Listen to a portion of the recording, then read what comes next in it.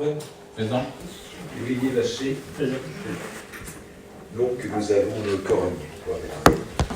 Secrétaire de séance, donc Alain Marin. Par rapport au PV le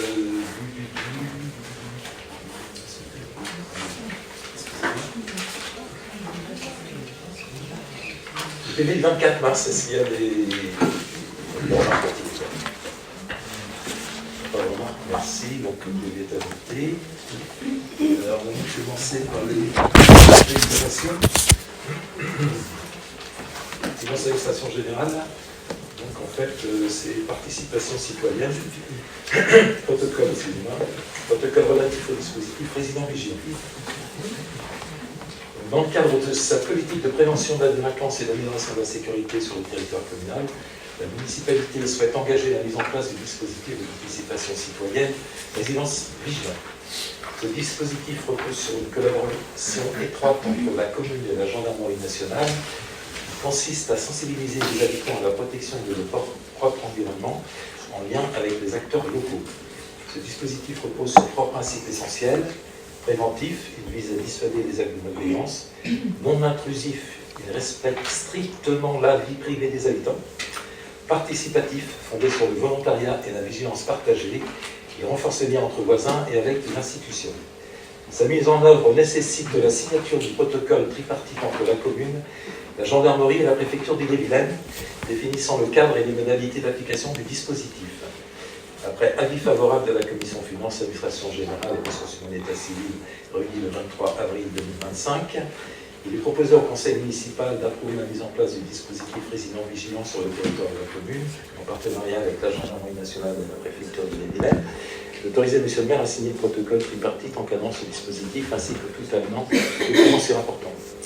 Donc vous aviez en pièce jointe au conseil municipal le texte, effectivement, donc le protocole de participation citoyenne. Je ne sais pas si vous avez des questions. Oui, j'en prie. Alors moi je suis un peu... alors je ne vais pas voter contre, parce que c'est un choix des Veuzinois. Par contre je suis un petit peu étonnée du fonctionnement de résidents. Vigilance uniquement sur un quartier, ça me pose un problème pour les autres, déjà. Et je suis un peu étonnée que vous preniez en compte cette demande-là, alors que vous n'êtes pas allé au bout des groupes de travail pour les caméras. Je ne comprends pas trop votre fonctionnement. Normalement, vous êtes, en tant que maire, vous devez gérer la police de la commune. Vous devez faire en sorte qu'il y ait, normalement, faire attention au niveau des cambriolages. Et là, on est quand même une commune qui a un taux de cambriolage très important. À côté de ça, vous n'allez pas plus loin dans les groupes de travail. D'ailleurs, vous les avez abandonnés. Et non. Autrement, je n'ai plus jamais été confiée. Parce qu'il n'y en a pas eu, mais vous savez très bien pourquoi. Quand je vois ce qui est annoncé tout à l'heure pour les conseillers ou des décideurs locaux, je ne suis pas sûre que ça ira au-delà. Autrement, j'ai une petite question sur la composition qui est obligatoire normalement, le CLSPD. Donc, je voudrais savoir où vous en êtes, parce que normalement, c'est obligatoire pour les communes de plus de 5000 habitants. Je vois que ça se fait dans plusieurs communes où on travaille un peu avec les services. Enfin, vous savez comment normalement. Oui, je connais très bien. Comment se fait-il que nous, on n'en entende pas parler? Eh bien, si vous voulez, il y a deux possibilités. Soit on a effectivement une commission communale, soit on a une commission intercommunale avec Rennes Métropole. On a fait le choix de se regrouper effectivement dans le cadre de Rennes Métropole, avec qui on a des réunions régulières. C'est tout ça. En ce qui concerne votre autre question, par rapport effectivement au fait qu'on a choisi qu'un quartier, comme ça a été dit, expliqué en commission, il s'agit effectivement d'une première étape. Ça a été vu et on a travaillé avec la gendarmerie, avec le lieutenant Nassidera, qui va bientôt passer capitaine d'ailleurs, dans cet ordre d'idée, à savoir commencer sur un quartier. Et il nous a conseillé effectivement de démarrer par le quartier de la Vallée. Donc voilà, c'est tout simple. Et après, ce sera étendu effectivement aux autres quartiers petit à petit. On ne peut pas démarrer sur une commune de plus de 6500 habitants avec des quartiers où il y a énormément de population. Et on ne peut pas démarrer brutalement comme ça. En ce qui concerne les caméras de surveillance, eh bien, effectivement, on a, disons, freiné le process parce que les caméras de surveillance atteignaient des coûts qu'on ne pouvait pas supporter. Ça, j'ai eu l'occasion d'en parler d'ailleurs. Donc, effectivement, c'est toujours un sujet. Ceci étant, c'est pas parce qu'il y a des caméras de surveillance qu'on évitera des cambriolages, puisque les caméras de surveillance servent justement à essayer de contrôler les allées et venues sur les axes principaux d'entrée et de sortie de la commune. Ce qui est conseillé aux habitants, et ce qui a été dit et redit, notamment par les gendarmes sur le marché, puisqu'ils ont participé à deux marchés, et à toutes les interventions qu'ils peuvent faire, que ce soit dans le Usinois ou que ce soit effectivement à l'extérieur, c'est effectivement que les gens appliquent déjà ce qui existe, à savoir, par exemple, la tranquillité vacances. Quand vous partez en vacances, vous prenez effectivement les gendarmes. Éventuellement, ça je sais que c'est compliqué, mais parce que ça représente un budget et que les gens qui le peuvent effectivement prennent des mesures pour avoir un système de télésurveillance ou moins de surveillance dans leur habitation, qu'ils évitent de laisser les portes ou les fenêtres ou les portes terrasses ou autres ouvertes, parce qu'il y a beaucoup de cambriolages qui sont faits sans qu'il y ait d'effraction. Donc bref, tout ça c'est de la communication qui sera faite aussi avec les résidents vigilants et bien entendu réunion avec la gendarmerie. Il y aura donc un gendarme référent qui effectivement sera en contact avec les résidents vigilants et pour qu'ils aient un contact direct, sauf bien sûr si ils assistent à un cambriolage à la porte de chez eux. Là par contre, il faudra continuer à faire le 17 pour avoir une réponse quasi immédiate par rapport aux patrouilles qui sont autour. Donc voilà un petit peu, j'espère avoir répondu à peu près à vos questions. Moi, j'ai juste une question. Je voudrais savoir, dans les communes dans lesquelles ça existe, puisque c'est quand même, ça existe dans certaines communes, ça a été évalué, c'est quoi le résultat finalement? Le résultat, disons qu'il y a un sentiment déjà, ça permet parfois de glisser des images de personnes, il y a des réputations, de s'assurer, il y a des conseils qui sont donnés à savoir si on ne peut pas penser de laisser dans enfin, c'était des choses comme ça qui pouvaient attirer. Quant aux donc il y a des qualités très précises. Il y a des qualités très précises, effectivement, excusez-moi. Je parlais juste avant de là. Par rapport effectivement à leur qualité de ne pas chercher à mettre leur nez partout, être indiscret, c'est pas une milice avec de la baseball, etc. Donc il y a des choses qui sont très bien ciblées au niveau d'un engagement aussi des personnes qui vont être sélectionnées. Mais par rapport aux résultats, ça apporte quand même quelque chose, puisque déjà les gens non pas surveillent, mais prennent l'habitude de faire attention à leurs voisins. Et les voisins savent aussi, par exemple, il y a un truc tout bête, la tranquillité vacances, il y a encore beaucoup de gens qui n'osent pas le faire, parce qu'ils trouvent que c'est compliqué, qu'il faut se rendre à la gendarmerie pour le faire, alors que vous pouvez le faire en ligne, même en vous aidant quelqu'un. Mais c'est quelque chose qui est positif, mais bien sûr, ça n'empêchera pas les cambriolages. Et ça donne effectivement un petit plus par rapport effectivement à la sécurité des gens. Je voulais revenir sur le groupe de travail à vidéoprotection en fait, dont on parlait tout à l'heure et dont a parlé Madame Caillard. En fait, il y avait une réunion qui était prévue le 7 mars 2024. Aujourd'hui, en fait, il n'y a pas de suite. Et finalement, je trouve que même si en fait vous avez stoppé en fait ce processus de déploiement ou d'études en fait de vidéoprotection, en fait la moindre des choses, ça serait de réunir à nouveau ce groupe de travail pour en parler, quoi. Et d'autre part, on n'a pas eu de bilan de gendarmerie en fait depuis quasiment 2021. Et donc vous m'avez dit en fait que vous aviez en fait les documents de ces bilans en fait. Et je trouve que ça serait judicieux de votre part en fait de nous réunir tous comme on l'a fait aujourd'hui avec le CDL en fait pour nous faire une présentation de ces bilans, qu'on ait également une connaissance malgré tout de la situation à Vezins, vue du côté des gendarmes, car aujourd'hui en fait on est à part le journal, je dirais que c'est la seule source d'information que l'on a qui nous donne un résultat. Or en fait les gendarmes seraient leur bilan doit faire explorer un peu plus en fait les types de délinquance que l'on rencontre sur la commune, et je pense que ça serait important en fait qu'on ait cette information-là. Si j'en prends bonne note, je dirais que ça ne dépend pas de moi, puisque moi j'ai des consignes effectivement de discrétion qui m'ont été données par le commandant de la brigade de passé. Je vais revoir avec lui comment ça peut s'organiser. Je vous rendrai une réponse plus tard. Je peux pas vous dire ce soir, effectivement, ce qu'on fait, parce que ça dépend pas de moi. J'en prends de bonnes notes également. Par rapport au déploiement en fait, dans les autres quartiers, donc, que Mme Caillard évoquait également, quelle est la durée en fait, de test dans le quartier de la Vallée? Excusez-moi. Quelle est la durée de test de résidents vigilants dans le quartier de la Vallée? Ah oui, d'accord, il n'y a pas une durée précise. Hein.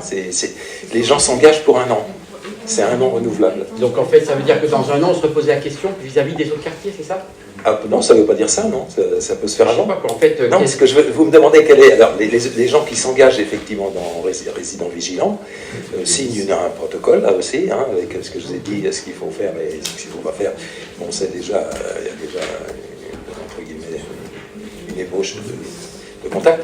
Et pour le reste, effectivement, eux s'engagent sur 1 an qui est renouvelable, s'ils veulent démissionner ou s'ils veulent abandonner ou autre.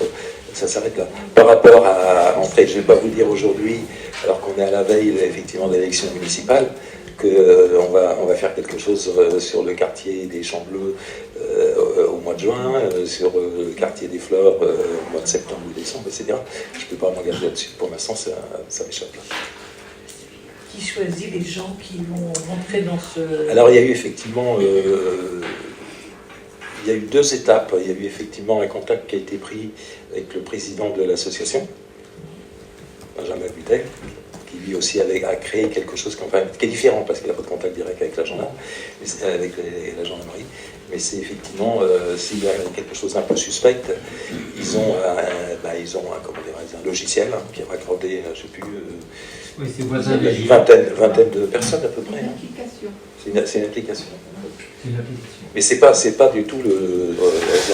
Donc j'ai échangé avec M.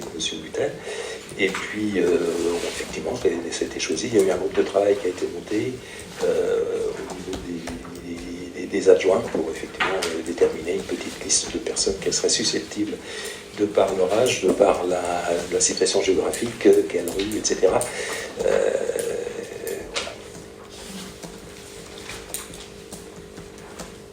Comme je le disais, je ne vais pas voter contre puisque c'est un choix d'une partie des Vesinois, mais j'ai regardé un peu ce qui se faisait dans d'autres communes quand même, et le souci c'est quand on fait un choix sur un quartier, c'est l'effet glissant, c'est-à-dire que les cambriolages vont aller dans d'autres quartiers qui n'ont pas ce système de résidents vigilants. Ça c'est un problème parce que quelque part vous devez... prendre en compte la commune entière. Là, c'est un quartier simplement. Ça m'ennuie. Et ce qui m'ennuie aussi, c'est que c'est un métier, ça. C'est le métier de la gendarmerie. C'est pas le travail de personnes qui n'ont pas la compétence. C'est ça qui est embêtant aussi. Et ça peut parfois avoir des... Ça peut dévier dans des choses où on regarde un peu trop chez le voisin. Voilà. Ça peut être très très embêtant. Tout à fait. Alors effectivement, je vous arrête tout de suite parce qu'il y a effectivement un protocole pour les citoyens concernés qui est très précis, hein, de ce qu'ils doivent faire, ce qu'ils ne doivent pas faire. Il y a des échanges qui ont déjà eu lieu avec certaines personnes. Et en ce qui concerne effectivement le risque de débordement, d'une part ce que vous dites, malheureusement, il y a eu effectivement une année 2024, 2025 aussi, notamment avec des condamnements, où il y a eu une progression effectivement des incivilités dans la commune. Mais ce n'était pas uniquement sur Vezin, c'est pas pour autant que c'est bien, hein, c'est pas ce que je veux dire. Hein. Et on assiste, dans les communes, on n'assiste pas vraiment à un glissement. Après les retours que j'ai eus, moi notamment avec Saint-Gilles, puisque Saint-Gilles a mis en place effectivement un protocole qu'il a élargi petit à petit, et n'avait pas constaté que ce qui est effectivement attractif, c'est déjà je parle pour les cambrioleurs, parce qu'ils font du repérage, hein, ils ne vont pas directement comme ça, au pif, fracasser une porte ou une vitre. Hein. C'est effectivement voir s'il y a une sirène, donc une sirène à l'extérieur. Déjà, ça, pour l'instant, c'est dissuasif, hein, savoir. Jusqu'à présent, d'après la version des gendarmes, à laquelle je crois, il n'y a jamais eu de cambriolage dans l'espace proche, hein, je ne veux pas dire au niveau national, là où il y avait effectivement de la télésurveillance et des alarmes installées. Mais ce que vous dites est vrai, il ne faut pas prendre n'importe qui, effectivement, comme résident vigilant. Il faut effectivement que ce soit des gens qui ont envie d'aller vers les autres, mais surtout pas, effectivement, s'occuper de tout et son contraire. Et je suis tout à fait d'accord avec vous. Oui. Question. Il me semblait avoir compris qu'il y allait avoir un panneau à l'entrée de la commune qui indiquait le dispositif justement résident vigilant, qui allait donc être installé à peut-être les 3, on va dire, 4 entrées principales de la ville, et que du coup, il y a, pour moi, j'avais compris qu'il n'y avait aucune publicité annoncée, que c'était que dans un quartier pour cette année, on allait bien mettre les panneaux à l'entrée de la commune. Pour l'instant, on n'est pas arrivé à cette étape-là, puisqu'il y a d'abord le protocole à signer avec le protocole tripartite, avec la préfecture, les gendarmes et nous. Ensuite, effectivement, que les gens s'engagent, et après, effectivement, les résidents vigilants on prend envie. Quant au panneau, effectivement, je ne me suis pas posé la question de savoir. Je pense que ça fait partie intégrante du dispositif qui est très important. Si c'est ça, c'est bon.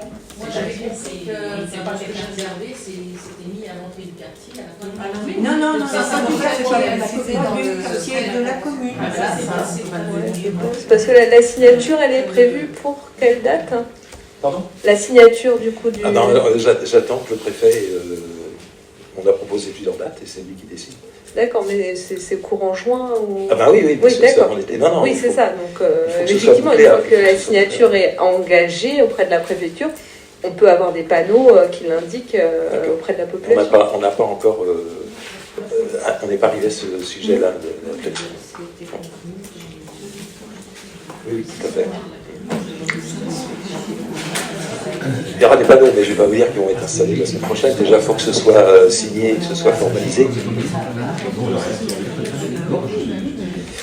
Est-ce qu'il y a d'autres questions? Non, je vous remercie. Est-ce qu'il y a des abstentions? Est-ce qu'il y a des votes contre? Unanimité, je vous remercie. Deuxième délibération, donc la composition du conseil communautaire pour le mandat 2026-2032. Donc, je ne sais pas si vous avez lu, je ne vais peut-être pas lire toute la délibération, sauf si vous le souhaitez. Il y a 3 pages. En fait, ce sont les changements. Pour Vezin, ça ne change rien. On reste à deux conseillers territoriaux. Il y a donc il y a Rennes qui perd un conseiller territorial, donc ils étaient 49 en 26, il passe à 2032, il passe à 48, excusez-moi, en 2032. C'est Sens-Sévigné, donc 4 sur le mandat 20-26, et il passe à 3, donc ils perdent un conseiller. Laillé, ils étaient 2, 1, donc ils perdent aussi un conseiller. Orgère, 1, eux par contre, ils ont un conseiller de plus, donc sur le mandat 2026-2032. Ça fera 2 conseillers territoriaux. Et Saint-Gilles, il gagne également donc un siège, donc effectivement au niveau des conseillers territoriaux. Et autrement, les autres communes ne bougent pas, donc les 43 communes ne bougent pas. Donc voilà, c'est passé au conseil, conseil territorial et métropolitain, pardon. Est-ce que vous avez des questions? Il n'y a pas de questions. Donc je vais prendre la conclusion. Donc après avis favorable de la commission finances, administration générale, ressources humaines, état civil, sécurité, réunie le 23 avril 2025, il est proposé au conseil municipal de retenir un nombre de sièges total pour l'effectif du conseil métropolitain de Rennes Métropole égal à 111 sièges répartis suivant la liste présentée ci-dessus. Dire que le nombre total de sièges au sein du conseil métropolitain de Rennes Métropole ainsi que celui attribué à chaque commune sera constaté par arrêté de M. le préfet d'Ille-et-Vilaine, représentant de l'État dans le département, après vérification des conditions de majorité requises, et ce, au plus tard, le 31 octobre 2025. Est-ce qu'il y a des abstentions? Est-ce qu'il y a des oppositions, des votes contre? C'est la même chose. Unanimité, je vous remercie. Adhésion à l'association Territoire en résistance pour le grand âge. On a eu l'occasion effectivement déjà d'aborder ce sujet au niveau des EHPAD. 85% des EHPAD publics associatifs non lucratifs sont en déficit, et ce dans toute la France. Les situations ont une acuité particulière en Bretagne en raison de la plus forte densité des EHPAD publics dans notre région. Il s'agit souvent d'anciens foyers logements transformés en EHPAD, dont les immeubles sont assez souvent propriétés d'organismes HLM. De nombreux maires concernés se sont constitués en collectif et une quarantaine de CCAS bretons ont à ce jour engagé une action à l'encontre de l'État pour obtenir les moyens de faire fonctionner normalement leurs établissements. Cette action fait suite à une phase de recours gracieux pendant laquelle ni l'État ni l'ARS n'ont réagi aux demandes formulées. En revanche, les conseils départementaux des Côtes-d'Armor, du Finistère et d'Ille-et-Vilaine ont demandé à être partie prenante au dossier individuel des CCAS sous le régime dit de présence, afin qu'ils puissent déposer des mémoires attestant individuellement des difficultés de chaque CCAS. Il a également été décidé de créer une association pour que les communes, qu'elles aient au nom des EHPAD, puissent être en soutien des CCAS gérant les EHPAD en difficulté. Elle est destinée à contribuer au financement des consultations juridiques nécessaires, permettre la réalisation d'études afin d'alimenter les travaux d'une indispensable loi grand âge à partir du terrain. Travailler à l'EHPAD de demain en cherchant des alternatives aux seules voies ouvertes aujourd'hui de fusion, privatisation, élargir le mouvement au-delà de la Bretagne. Après l'avis favorable de la Commission Finances, Administration Générale, Ressources Humaines, État civil, Sécurité, réunie le 23 avril 2025, il est donc proposé aux membres du Conseil municipal d'adhérer à l'association Territoire en résistance au grand âge. C'est tout, d'ailleurs. Voilà, est-ce que vous avez des questions? Oui, la cotisation est bien de 500 € par an, c'est ça? 500 € par an. Et qui représentera Vezin au niveau de l'association? Eh bien, ça, je ne sais pas exactement d'ailleurs les statuts, poser une colle. Moi j'ai participé en tant que maire à la réflexion qu'il y avait, mais pour l'instant il n'y a pas de... C'est plus au niveau des maires qui bossent ensemble. Enfin entre eux, on se réunit une fois tous les 6 mois. Et est-ce qu'on pourrait avoir la communication justement des statuts à tous les élus? Du statut de l'association? Ah oui, oui. Il me semblait que ça avait été donné lorsqu'on avait financé déjà une partie. Non, il y a juste une plaquette qui a été fournie, c'est tout, quoi.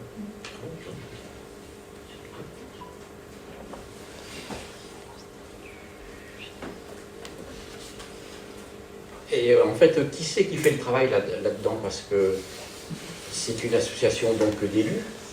Oui. Et il y a effectivement des conseillers, des conseillers extérieurs, qui sont effectivement des professionnels, qui travaillent effectivement dans le cadre de ce regroupement de communes, effectivement de collectivités intercommunales et bien sûr des EHPAD. Alors nous on a un statut un peu particulier parce qu'on n'est pas en CCAS, mais on est en CIAS, donc intercommunal, et effectivement on n'a pas de rapport direct avec les EHPAD, si ce n'est qu'il y en a bien sûr un sur notre commune et qui d'ailleurs fonctionne très bien. On n'a pas, nous, contrairement à certaines communes, où effectivement un comité communal d'action sociale. Nous, on est effectivement en intercommunalité avec Bordel, je ne sais plus combien il y a de communes, Gisèle, tu peux me dire. 7 communes. 7 communes, oui, voilà. Enfin, bon, je sais pas, ça pose... Enfin, il y a pas mal de communes, je pense, qui vont adhérer en fait au niveau de la Bretagne en fait à cette association. Et, en fait, on peut s'interroger en fait finalement si l'argent est bien placé, quoi. Parce qu'on va payer les cabinets extérieurs pour faire des études, a priori, c'est ça que vous dites. Le but est louable, c'est clair. Pardon? Le but est louable en fait. Le but, c'est... J'ai pas dit que le but n'était pas louable, mais... Non, mais je le rappelle. Je me demande qu'est-ce qui va ressortir de ça, quoi. Voilà, je vois pas une bonne issue là, de cette affaire-là, quoi, en fait. D'accord, écoutez, c'est votre choix. Et en plus, je me demandais en fait qui, en fait, par rapport à nos députés, nos sénateurs, qu'est-ce qu'ils faisaient, quoi, comment ils interviennent là-dedans, parce que c'est quand même aussi de leur ressort de porter la voix des élus que nous sommes, de toutes les structures, pour montrer à un moment donné qu'il y a un problème, quoi. Bien sûr. Donc, mais toutes les instances participent, effectivement. C'est clair que le problème des EHPAD avec le manque de moyens, avec parfois des locaux qui ne sont pas entretenus, etc., c'est surtout le manque de moyens en ce moment qui est craignant, puisqu'il y a des subventions qui ont été effectivement réduites. Donc, bien sûr que tout le monde, les collectivités, l'intercommunalité, les politiques, il y a un regroupement important qui est fait pour justement demander plus de moyens et aussi plus de surveillance pour certains EHPAD. Oui, mais les communes auraient pu se rapprocher des députés et des sénateurs, justement, parce que là, ça fait un peu double emploi, ou alors ça fait un peu manque de confiance par rapport à la compétence des députés et sénateurs. Pas du tout, non, c'est un plus, si vous voulez. Bon, ben, moi, je pense qu'on a un rôle à jouer, même si ça coûte 500 € à la commune, on a un rôle à jouer, effectivement, à aller dans ce mouvement-là, pour effectivement que les EHPAD puissent avoir plus de moyens, quoi. C'est ça. Plus il y aura de gens, effectivement, à signer et à effectivement se manifester auprès des services de l'État, et je crois que ce sera pour la réussite des demandes. Merci. Est-ce qu'il y a des abstentions? Est-ce qu'il y a des votes contre? Unanimité, je vous remercie.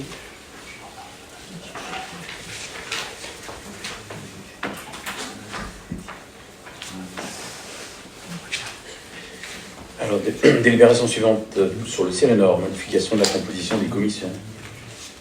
Par délibération du 28 septembre 2020, le Conseil municipal désignait les membres des commissions du Cirénor, finances, ressources humaines, point accueil emploi, études, secteur transition écologique, communication et information. Le Conseil municipal a désigné pour chacune des commissions les représentants titulaires et les représentants suppléants de la commune. Ainsi, M. Denis Monteau a été élu représentant délégué suppléant au sein de la commission Point Accueil Emploi et de la commission Information Communication. Or, M. Denis Monteau ayant démissionné, il convient de procéder à son remplacement.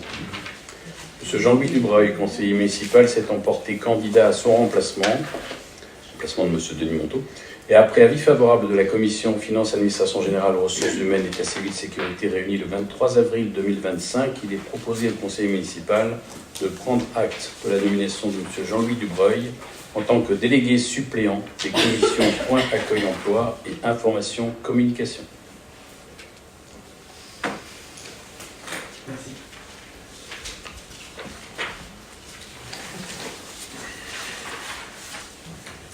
Excusez-moi, je suis perdu ma page. Donc, voilà, tout le monde a pris acte, hein, c'est pas une délibération en soi, c'est prendre l'acte. Donc, je vous remercie. Développement solidaire et durable, Aurélie.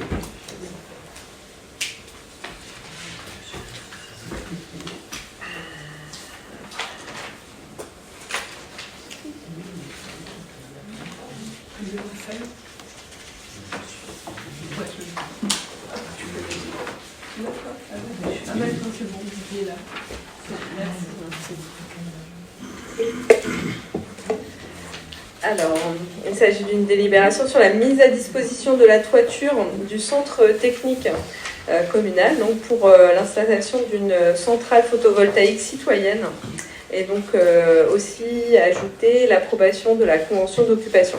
Donc là, la commune a reçu donc une demande émanant du collectif citoyen Besançon et de la Sirène pour la mise à disposition de la toiture du centre technique en vue de l'installation et de l'exploitation d'une centrale photovoltaïque citoyenne. Donc dans le souci de transparence et conformément aux dispositions de l'article L2122-1-1 du Code général de la propriété des personnes publiques, nous avons fait une procédure de publicité préalable et de mise en concurrence. Ça a été mené par la commune. Donc les étapes de cette procédure, c'était tout d'abord une publication d'un appel à manifestation d'intérêt à partir du 1er avril, qui a été publié sur le site internet de la commune, qui a été publié pendant une période de 15 jours, et donc pour voir quels étaient les éventuels porteurs de projets qui auraient pu être intéressés aussi par un projet d'installation de solaire, puisqu'effectivement on ne pourrait pas attribuer donc à la société Sirène si on n'avait pas pu mettre en concurrence. Donc là, sur cet appel à manifestation d'intérêt, nous n'avons pas eu de candidature d'autres entreprises. Et donc c'est pour ça que, étant donné la carence de candidats, nous pouvons accéder à la demande de la société Sirène. Et donc c'est un projet qu'on a eu l'occasion pour les membres de la commission développement solidaire et durable de pouvoir échanger le 6 mai dernier. Donc on a pu donc échanger donc pour rappelle, mais vous avez les éléments en pièce jointe préparatoire de ce conseil municipal. On est sur une toiture des services techniques qui est à peu près un peu moins de 300 mètres carrés de surface. Les premières analyses ont permis de révéler qu'une partie majoritaire de la toiture, alors il n'y a qu'un pan qui est vraiment intéressant, donc c'est le pan qui est plutôt à l'est de la toiture des services techniques. Et donc sur cette pente à l'est, une partie importante de la toiture est favorable et permet l'installation de ces dispositifs solaires. Et donc, au vu de ces éléments, nous avons pu engager un dialogue avec la Sirène, et je remercie Monsieur Mouton qui est là dans le public, qui soutient cette action pour pouvoir justement mettre à profit pour les citoyens de pouvoir avoir cette dynamique d'achat collectif des panneaux solaires, puisque je rappelle, le projet, c'est bien que la commune met à disposition la toiture. Donc vous avez en pièce jointe la convention qu'on signe avec la Sirène. Donc il y a une petite redevance qui est fournie par la commune à la location de la toiture, mais c'est bien la société Sirène qui, par le biais d'investissements citoyens, va acheter les panneaux solaires, les installer et ensuite prendre en charge l'exploitation de l'énergie qui en découle. Sachant que l'objectif porté par la Sirène est une boucle d'autoconsommation. Donc c'est l'idée que vraiment l'énergie qui sera produite par les panneaux photovoltaïques qui seront installés sur ce centre technique communal, l'objectif c'est bien que ce soit des citoyens qui puissent acheter l'énergie. Et donc on est dans une démarche non pas de revente à des promoteurs, enfin des grossistes on va dire en énergie, mais bien à avoir une revente auprès des citoyens. Donc ça c'était vraiment quelque chose d'important, et c'est vrai que la démarche est déjà bien enclenchée par le collectif Vezin-Sol qui fait énormément de dialogue auprès des Vezinois. Donc je ne sais pas si vous avez été contacté par ce collectif, mais en tout cas il y a beaucoup d'échanges justement sur cette initiative et cet investissement citoyen. Donc nous vous proposons donc d'approuver cette mise à disposition de la toiture du bâtiment communal des services techniques au profit de la SAS coopérative Sirène pour l'installation d'une centrale photovoltaïque citoyenne, d'autoriser Monsieur le maire à signer avec la coopérative la convention d'occupation temporaire, un accès à la présente délibération. C'est une convention d'ailleurs de 30 ans en fait, de mise à disposition de la toiture. De préciser que cette mise à disposition, je l'ai dit après, accordée pour une durée de 30 ans, sous réserve du respect des conditions précitées dans la convention. D'inscrire dans la convention les obligations donc, de la coopérative, notamment en matière d'entretien, de sécurité, de remise en état de la toiture en fin d'exploitation.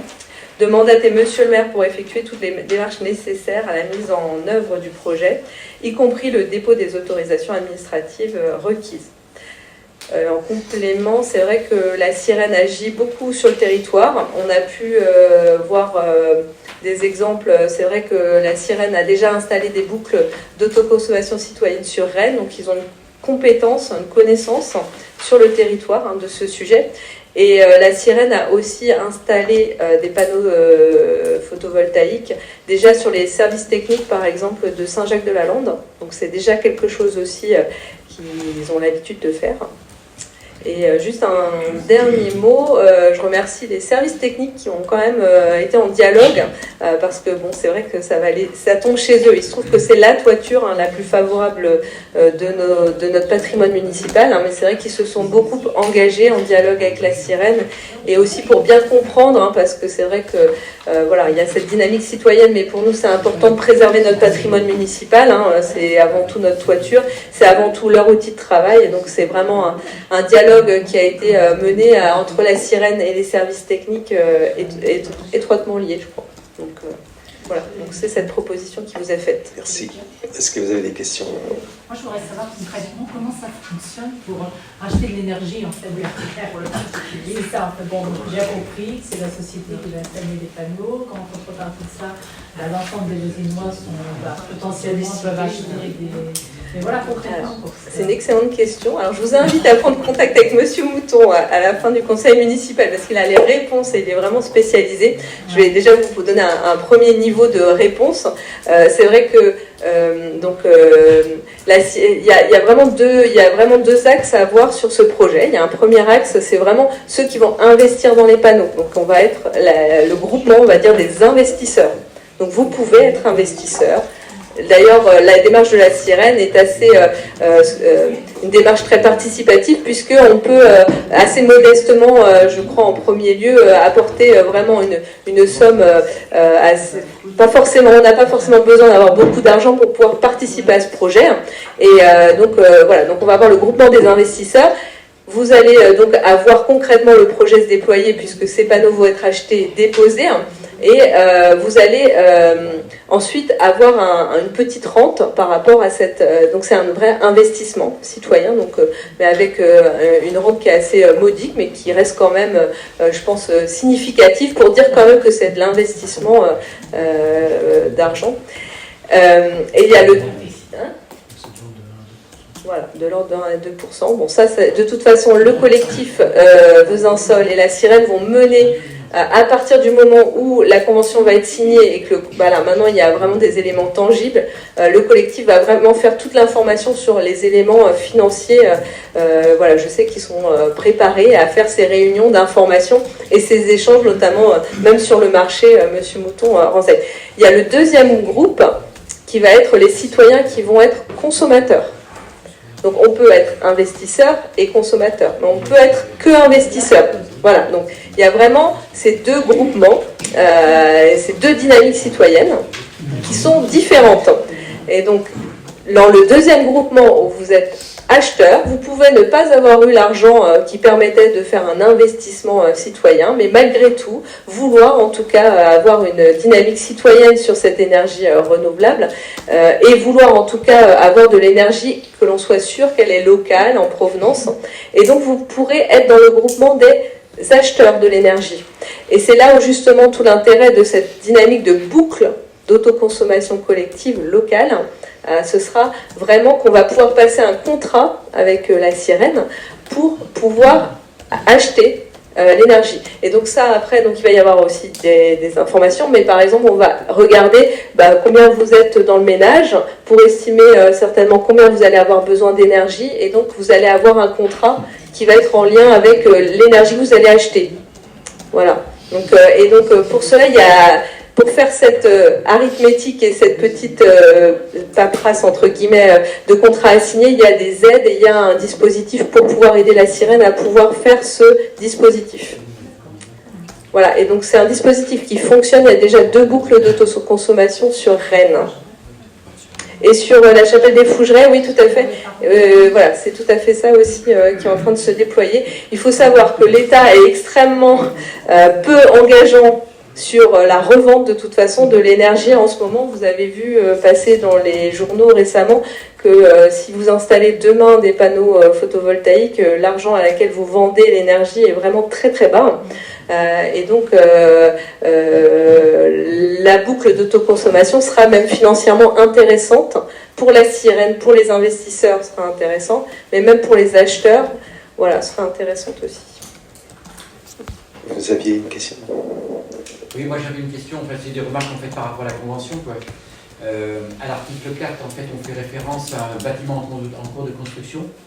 Donc je pense que c'est les termes qui ne sont pas très bien appropriés, en fait, puisqu'il s'agit en fait de l'installation des panneaux sur le toit. Donc je pense qu'il faudrait revoir cet aspect-là. Et à l'article 6, en fait, il y a l'aspect modification, puisque de ce qu'on a vu, en fait, toute la toiture n'est pas concernée par l'installation. Il y avait une partie qui pouvait recevoir sans modification de toiture, de structure, et une partie qui parlait où il fallait en fait une éventuelle modification de structure pour recevoir les panneaux, quoi. Et on en était resté en fait au moment de la commission finalement à se dire qu'il y avait des devis en cours sur le sujet. Pour cette part 20, c'est à peu près 80-20 de mémoire. Quoi, hein. Donc sur ces 20% restants, en fait, il restait donc des devis à faire pour voir si la modification de structure pouvait être prise en charge par la sirène ou pas. Et donc dans l'article 6, on dit ne faire aucune modification de l'équipement susceptible de porter atteinte au bâtiment ou de perturber en fait la bonne marche des activités s'y déroulant sans l'autorisation expresse préalable écrite de la commune. Donc je me demandais si finalement, par rapport à cette phrase-là, si derrière on laissait encore la possibilité de modifier ou pas. Ça ne me paraît pas très clair en fait la phrase pour dire est-ce qu'on autorise à modifier les 20% restants, la structure des 20% restants par la sirène ou pas. Je crois que c'est... Alors, vous faites référence à un échange qu'on a eu en commission, donc c'est vrai que c'est pas détaillé ici en conseil. Voilà, l'idée c'est que voilà, le projet va se concrétiser. Déjà via cette convention, ça aide la sirène à pouvoir faire ses prospectives financières. C'est vrai qu'on a une partie de la toiture qui n'est pas assez solide pour pouvoir accueillir des panneaux solaires. Ce qu'on a pu dire, c'est que potentiellement, peut-être qu'il pourrait y avoir des travaux. Il faut voir le devis. Pour l'instant, on n'a pas les éléments. Si jamais il y avait des travaux qui seraient engagés, ça serait que sous l'accord de la commune. Et c'est ce que dit bien l'article, c'est qu'il peut y avoir des modifications.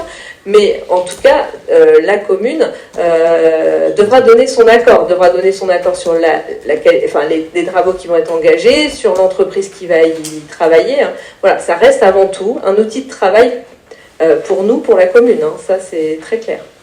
Voilà, une dernière chose, en fait, deux dernières choses, en fait, on parle toujours dans cet article 6, en fait, d'un bâtiment, donc ce bâtiment, en fait, des services techniques, qui fait référence donc aux réglementations en fait applicables, et notamment celles applicables aux établissements recevant du public. Je ne pense pas que ce soit un bâtiment qui reçoit du public en fait le service technique. Donc il y a peut-être quelque chose aussi à corriger là, parce que les réglementations doivent être plus sévères en fait justement pour ces bâtiments qui reçoivent du public, et là c'est pas le cas. Donc il ne faut pas non plus mettre plus de contraintes qu'il n'en existe pas. Voilà. Et la dernière chose, en fait, c'est par rapport à l'annexe qui est censée représenter en fait la surface de toit qui est concernée. Et là, en fait, ce qui est montré en fait dans l'annexe, c'est la parcelle, quoi. Donc, il faudrait en fait un plan quand même un peu plus détaillé. Et celui qui est peut-être le plus approprié, c'est celui en fait qui est dans le diagnostic. Il y a un plan en page 16 du diagnostic, en fait, qui précise un peu plus la surface de toit qui est concernée par la première installation, on va dire, et ce qui est concerné par une potentielle future installation, c'était les 20% restants dont on parlait tout à l'heure. Donc je pense que ça serait deux choses, ces trois points-là à modifier pour que ce soit plus clair, et nous, vis-à-vis de la sirène qui fera le boulot, parce que du coup elle ne va pas s'étaler sur tous les morceaux de toit qui ne sont pas autorisés, et ensuite en ne les contraignant pas beaucoup plus, en n'ajoutant pas de contraintes vis-à-vis des établissements recevant du public si ce n'est pas le cas, quoi. Voilà. Alors, je prends le point, je vais vérifier avec les services. Effectivement, là, comme ça, je dirais que le bâtiment n'est pas considéré comme recevant du public. Après, il peut y avoir des spécificités sur ce bâtiment, donc on va en prendre note.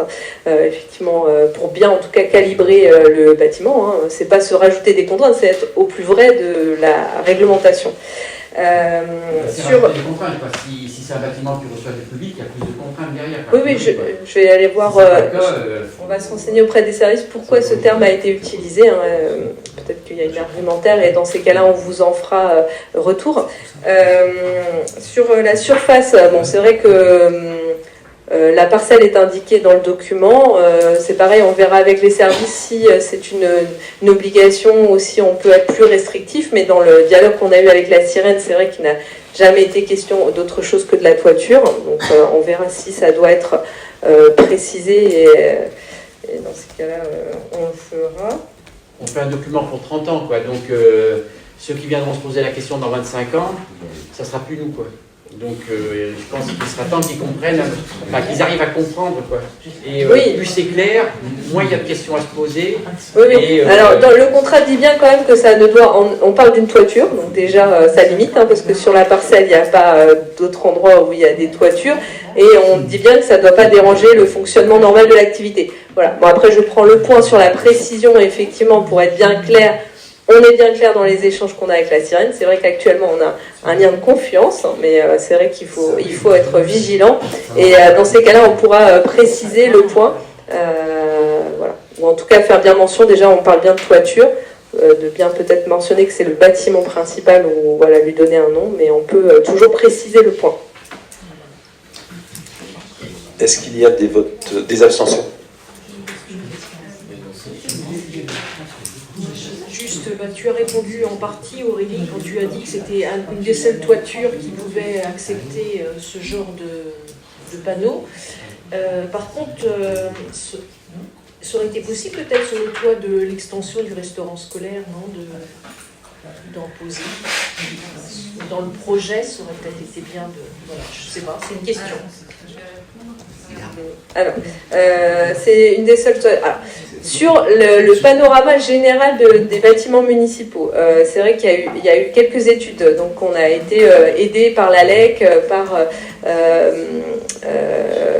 par l'ALEC sur l'analyse de nos toitures. Donc, c'est vrai qu'il y a encore d'autres endroits qui pourraient accueillir des panneaux photovoltaïques. Mais ce seraient des plus petits projets, c'est des plus petites toitures. Par exemple, là, il y a une grange au niveau des services techniques qui existe, elle est plus petite. Donc c'est vrai que par rapport à l'objectif de la sirène, c'était quand même d'avoir un peu plus d'envergure. Donc il y a quand même d'autres éléments qui peuvent être des potentiels plus petits, en tout cas de toiture. Après, par rapport au restaurant scolaire, l'objectif du restaurant scolaire, c'est bien d'avoir une salle au niveau de l'étage, une salle qui pourra trouver toute sa centralité et donc un intérêt d'usage. Donc c'est pour ça qu'il n'y a pas eu de projet. Peut-être quand la salle sera faite au premier, au-dessus de la cantine, on pourra mettre du solaire au-dessus de cette salle. Ce sera tout à fait à analyser. Bien, il n'y a plus de questions. Oui, si, moi j'ai une question un peu technique, hein, je ne sais pas si tu vas pouvoir me répondre, Aurélie.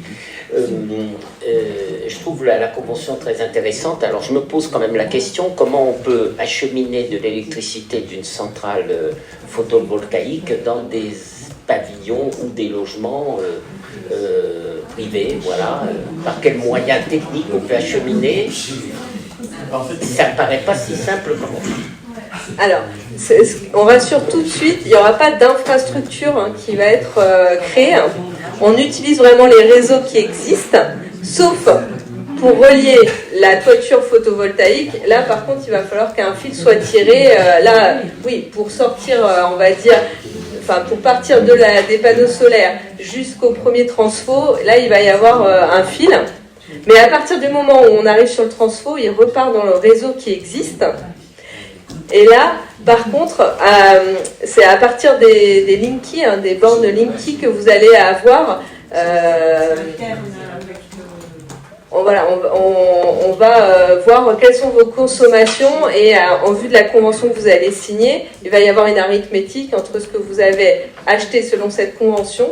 Après, ça ne veut pas dire que, en fait, il y a une propriété physique qui dit que l'énergie utilisée chez vous, par exemple, c'est celle qui est produite la plus proche. C'est-à-dire qu'on peut te dire, par exemple, Alain, qui habite rue des Violettes, quand ça va être installé, il est fort vraisemblable que tu utilises de l'énergie qui viendra de ces panneaux, parce que de façon physique, l'énergie qui va être créée là va être utilisée par les premiers pavillons. Et voilà, ça c'est physique.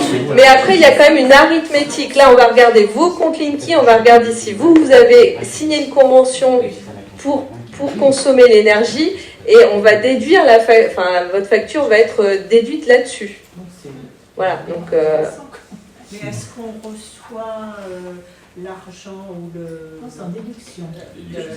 Oui, non, par exemple les services techniques ou la mairie, recevoir de Alors, la sirène une certaine somme par rapport à ce que les panneaux photovoltaïques... Voilà, alors, là, sur les panneaux, on a bien dit qu'il y a deux groupements. Il y a les investisseurs, les consommateurs. Nous, au niveau de la commune, on ne s'est pas positionné pour être investisseur des panneaux.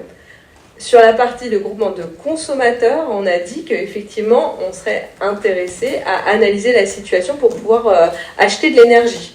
Mais on va être comme tous les particuliers, on va signer une convention avec la sirène si on est dans le groupement des consommateurs. Mais s'il y a trop de particuliers à le vouloir, ça peut pas fonctionner.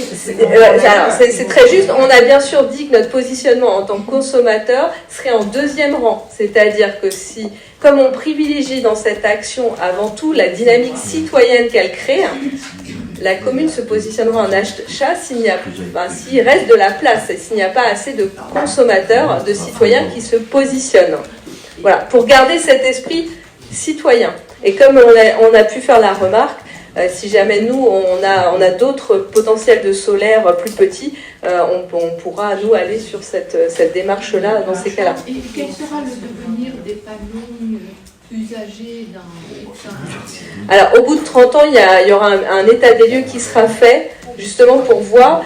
Alors, les derniers retours, alors 30 ans c'est long, mais vraisemblablement, les panneaux seront encore assez intéressants. Enfin, il y aura quand même une production qui sera faite.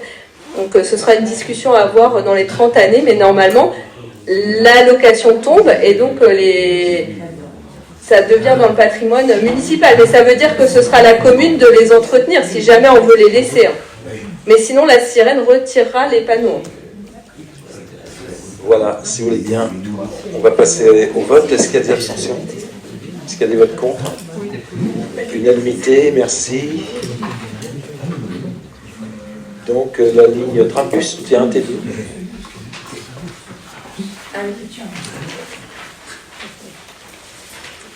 Alors, donc il s'agit de toute autre délibération.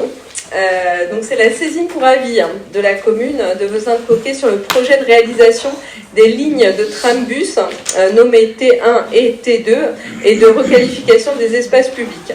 Donc nous avons reçu le 21 mars 2025 une saisine donc de la commune pour avis sur le projet de réalisation de ces deux lignes portée par Rennes Métropole ayant compétence sur la voirie et sur l'organisation des transports en commun.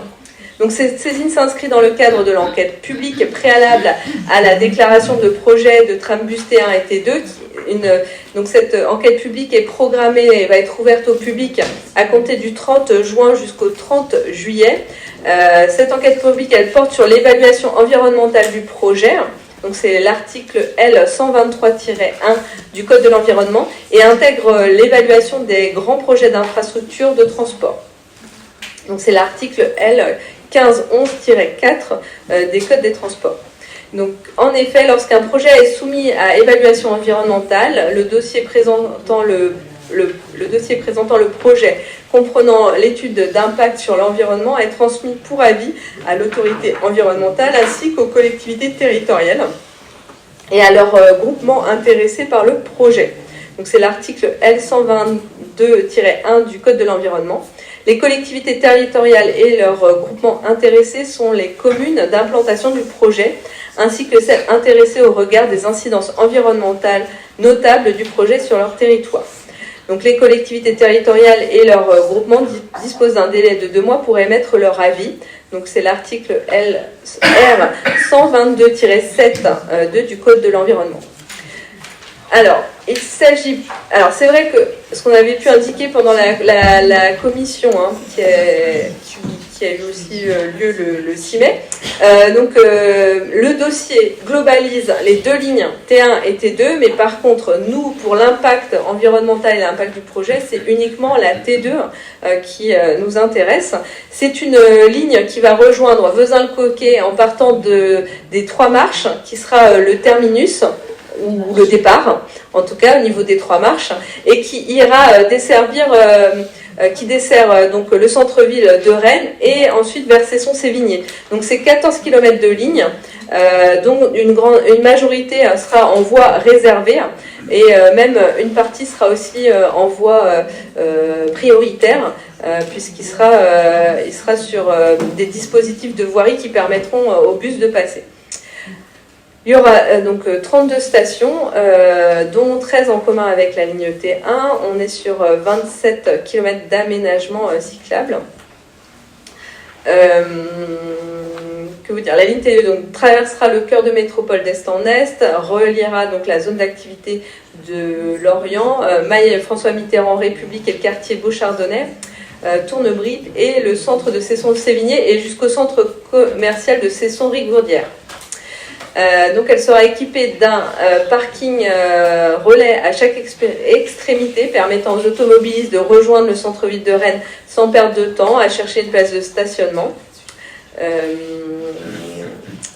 Donc c'est en conformité avec le plan de déplacement métropolitain qui a été voté en 2020 qui du coup inscrit ce nouveau dispositif de transport qui est le trambus qui n'existe pas jusqu'à présent. Donc la ligne T1 et la ligne T2 seront les premières lignes de trambus qui vont être déployées sur la métropole et donc il y aura d'autres lignes ensuite de trambus qui vont être déployées mais nous on sera concernés que effectivement par la T2.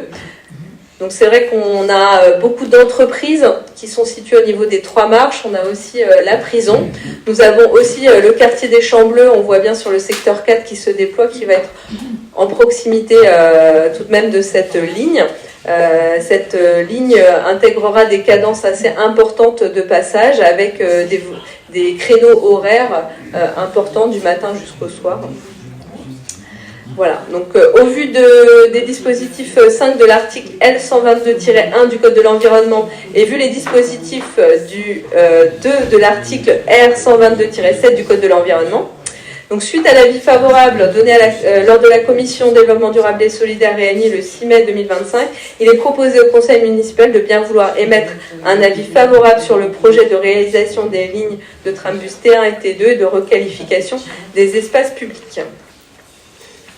Est-ce qu'il y a des questions? Ah oui. Donc, pour ce qui nous concerne, donc on ne reviendra pas trop sur l'intérêt qu'on estime peu limité en fait vis-à-vis des Besillois, du centre-bourg, j'entends. Hein, parce que bon, si on fait le cumul de temps de trajet, en fait, c'est pas sûr qu'on soit gagnant. Donc j'ai noté en fait que les arrêts, enfin je me demandais si en fait l'arrêt 3 marches était conservé pour les lignes 54, 55 et 56. Parce que c'est pas, je ne l'ai pas trouvé en fait dans le document dans les différents documents qui nous ont été soumis. La ligne 11 est supprimée. Cette ligne 11 en fait elle desservait jusqu'à la prison. Et entre l'arrêt 3 marches et la prison, il y a un petit bout de chemin malgré tout. Donc je m'interrogeais vis-à-vis des familles qui vont visiter des prisonniers, en fait, comment ça se passerait. Voilà. On n'a rien vu sur la ligne 14 sur le sujet. Savoir est-ce qu'elle est maintenue ou pas. Cette ligne 14 qui dessert également une partie de la zone de Lorient. Quoi. Voilà. Le parking relais, donc on en a parlé un petit peu. Il y a 64 places. Bon, ça fait pas lourd quoi, quand même. C'est un début. 20 places vélo, 64 places pour les voitures, ça fait pas très lourd. Et c'est un début, hein, ce nombre de véhicules. Pardon? C'est un début. Pas de problème. Il a fait agrandir et effectivement tout sera fait pour qu'il y ait suffisamment de surface pour qu'il grandisse. Mais il est prévu 64 places. Pour commencer. Et vous savez qu'on va prendre la place après. Ah ben. Parce que là pour l'instant, c'est coincé entre la station-service et puis et le restaurant Bébif, là quoi finalement. Il y a besoin d'un certain nombre de places quand même pour le bus pour se retourner, enfin pour faire. Donc c'est pas, il n'y a pas beaucoup de disponibilité quoi. Et après, il n'y a pas de panneaux solaires en fait en ombrière sur le parking. Donc on parle pour Rennes en fait et pour Vezin finalement qui se projette là-dessus. Donc finalement c'est un peu dommage quoi. Mais il n'y a pas d'ombrière parce qu'il n'y a pas de toit. C'est un ciel ouvert. Pardon? C'est un ciel ouvert. Je vais répondre peut-être aussi. Un ciel ouvert. Je vais répondre peut-être à certaines questions. Est-ce que tu as fini, Jean-Louis? Moi, je terminerai pour la fin. Bon, je fais une première salle de réponse, hein, j'ai pris des notes en essayant de... Voilà. Alors, sur l'intérêt limité pour les Vezinois, c'est vrai que cette ligne, elle n'a effectivement pas pour objectif de desservir le cœur du centre-ville de Vezins. Et lors de la commission, on a pu échanger sur le point qu'on a pu avoir avec la Star. On bénéficie de lignes de bus et on a le 76 et le 53. C'est vrai que c'est deux lignes dont on voit tout l'intérêt pour les Vezinois et qui se renforcent chaque année en service. Et donc c'est vrai que l'intérêt c'est de bien de maintenir ces deux lignes de bus, voire même on aimerait en avoir une troisième vers passer, mais ça c'est un plaidoyer qu'on essaye de porter au niveau de la métropole et j'en discutais encore la semaine dernière avec le maire de Passé. Donc voilà, on a ces deux lignes qui se renforcent et qui desservent quand même très bien les Vezinois et qui ont des performances en termes de rapidité pour aller jusqu'au centre-ville. Je pense qu'ils sont vraiment appréciés par les Vezinois. On n'a pas de remarques particulières, en tout cas sur ce temps de trajet centre-ville et temps de trajet vers le métro. Mais c'est vrai que cette ligne T2, elle viendra enrichir plutôt la desserte pour les entreprises, pour effectivement les clients qui peuvent aller dans ces différentes entreprises de la ZAC des Trois Marches. Et c'est vrai que par rapport à la ligne 11 va être effectivement arrêtée parce que justement il y aura ce service de T2 qui va être apporté. Il faut savoir qu'il y a eu une porte ouverte, enfin en tout cas une rencontre qui a eu lieu au niveau des Trois Marches qui avait sur une matinée au niveau du soccer, je ne sais pas si vous voyez au niveau des Trois Marches où ça se situait, qui avait été réservé par Rennes Métropole avec invitation à l'ensemble des salariés et entreprises, qui a reçu un très grand succès. Il y a eu beaucoup de gens à venir se renseigner. Alors c'est vrai que ce n'était pas forcément les familles de la prison, donc ça j'entends, mais en tout cas pour ce qui est vraiment salariés et chefs d'entreprise, commerce, il y a une vraie attente de la ligne T2 et vraiment les retours ont été de vouloir privilégier cette T2 qui effectivement va venir desservir le centre en fait de la zone de Lorient et qui aura un bien meilleur en tout cas desserte, une cadence qui sera appréciée alors que la ligne 11 finalement elle rentre dans la route de Lorient, elle perd en qualité de temps de trajet et n'est pas forcément aussi présente alors que là il y aura vraiment une présence du matin jusqu'au soir avec des cadences alors en heure de pointe et hors heure de pointe qui sera un peu différente mais qui sera de très haute qualité. Donc ça a été mis en avant par, en tout cas, les usagers de la route de Lorient. La ligne 14, je vois pas exactement qu'est-ce qu'elle fait comme détour sur la partie vezinoise en tout cas, mais... La ligne 14 en fait, elle vient pas jusqu'à Vezins, effectivement, elle s'arrête un peu avant, quoi. Ah oui. Donc, mais elle doit aller dans le... Mais bon, elle vient en double un petit peu aussi, puisqu'elle passe devant le stade voilà. Alors, par contre, ce que je veux ajouter, c'est que quand même, j'ose espérer, mais normalement on a des garanties, c'est que la ligne tram-bus, va avoir son espace balisé et que pour moi, j'espère, mais moi ce que j'ai compris, c'est qu'elle va passer les soirs de match, parce que là le problème aussi c'est les soirs de match où tout est bouclé, on peut plus passer, donc là pour moi j'ai compris qu'elle devait passer et donc va vraiment desservir parce que les gens qui veulent aller au stade Horizon Park, ça peut être compliqué, justement pour les personnes en mobilité réduite, moi j'en ai vu, c'est très galère. Donc là j'espère que le trambus en ça va améliorer justement la desserte de cet équipement sportif. Il y a des bus dédiés. Oui, mais les bus dédiés, ils sont... Voilà, l'avantage du trambus, c'est qu'il va être plus large, il va être assez grand en capacité. Et voilà, mais c'est vrai qu'il y a beaucoup de monde. Ce que j'ai compris, quoi, le trambus en lui-même, c'est les bus articulés d'aujourd'hui. En fait. Ils ne sont pas plus larges et pas plus longs. Il ne passera pas les soirs de match séparés. Il y a des systèmes de sécurité, après, la route est pareille. ce qui se passera devant le stade, j'avoue que ça me tracasse guère, puisque c'est pas chez nous, c'est clair. Le parking sera plein de côté Vezins, mais sur les arrêts, les lignes 56, enfin toutes les lignes qui viennent du Reux, Mordel et tout ça, les équipements qui ont été choisis pour le trambus, c'est des équipements qui peuvent accueillir et les bus normaux et les bus trambus. Dans chaque... Dans le trambus, c'est plus grand que le bus articulé actuel ou pas? En tout cas, ça garantit que tous les équipements sont en articulé. Il n'y aura pas de bus simple. Voilà. Donc pour moi, les arrêts existants vont toujours desservir les 3 marches. Mais pour partir de Vezin, est-ce que le pont de Montigny va être sécurisé pour les piétons? Alors, pour le pont de Montigny, il y a donc un budget là qui est acté pour mettre un feu qui va permettre de sécuriser les passages des véhicules. Mais sur la partie piétonne, on garde l'aménagement tel qu'il est actuellement. Sur le parking relais, alors sur le photovoltaïque, je pense qu'il y a une discussion en cours sur ce parking. Alors c'est vrai qu'il fait que 64 places.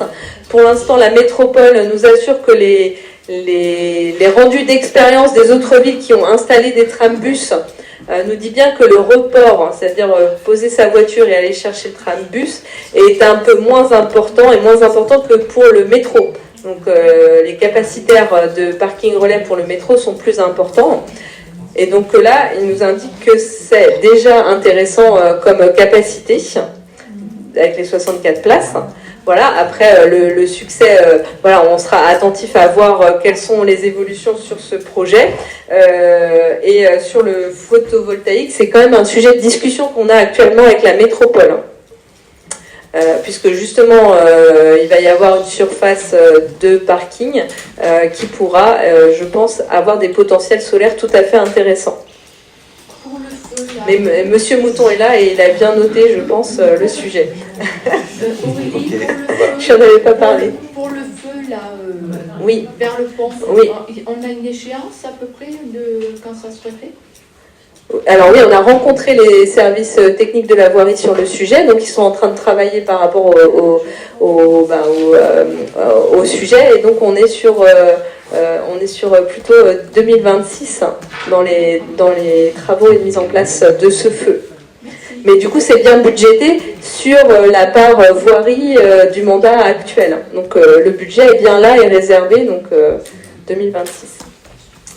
Okay, merci. Est-ce qu'il y a d'autres questions? Oui, la dernière question que j'avais, en fait, ça concernait en fait la contribution de Vezin. Il y a une contribution de 145 000 € qui est attendue. Là, je peux vous répondre là. Oui, parce que comme je vous l'avais dit, je n'ai pas signé la convention. Alors, et nous ne paierons pas ces 146 000 €. Alors, je ne comprends pas parce qu'en fait, lorsque ça a été voté le 13 mars dernier, donc en Conseil métropolitain, en fait, vous n'avez pas voté contre. Hein. Nous étions en négociation. Mais pourquoi vous n'avez pas voté contre? Parce que le vote qui compte, c'est le vote qui est fait au niveau des communes. Je ne sais pas, en fait. Moi, je m'attendais à ce que vous m'aviez dit qu'effectivement vous aviez. Tout à fait, oui. Mais la convention, j'ai déjà signé. Au moment de la présentation de la délibération en Conseil métropolitain, vous aviez voté contre, voire vous exprimer, et rien, quoi. Nous étions en négociation avec eux.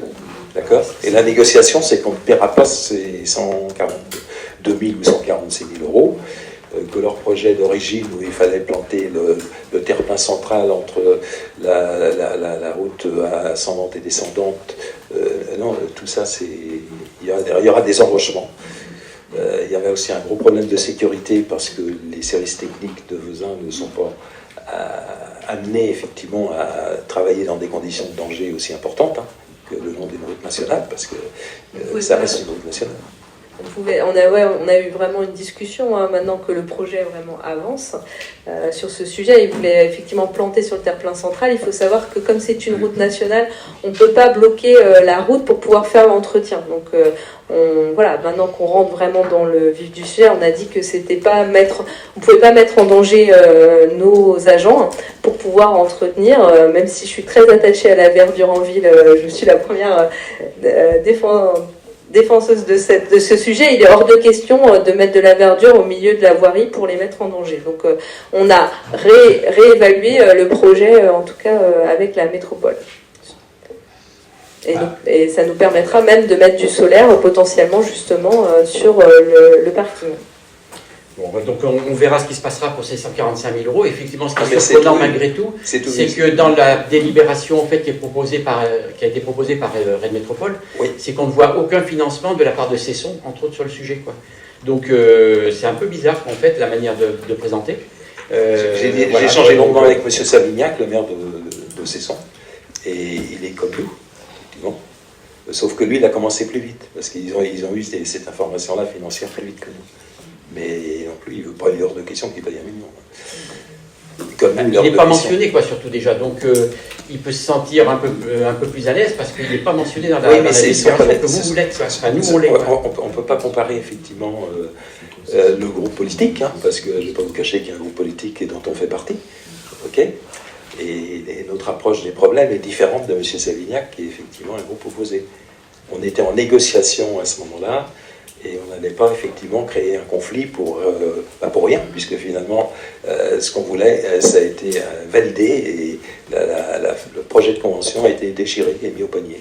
Enfin, c'est validé, mais tel Voilà. que ça apparaît dans le PV du Oui. 13 mars, il n'y a rien qui apparaît sur le sujet. Quoi. Oui, Donc mais- la moindre des choses, ça aurait été de dire Mais la au contribution conseil- de Vezin n'a pas lieu. Quoi. Au conseil municipal de Vezin, est-ce que vous avez voté 146 000 euros Non, mais aujourd'hui, on vote des choses après qu'elles soient passées à Rennes Métropole. Ah non, je vous parle. Est-ce que dans les conseils municipaux ou un conseil municipal de Vezin, vous avez eu l'occasion de voter 146 000 euros pour participer au financement des espaces verts du Trambus?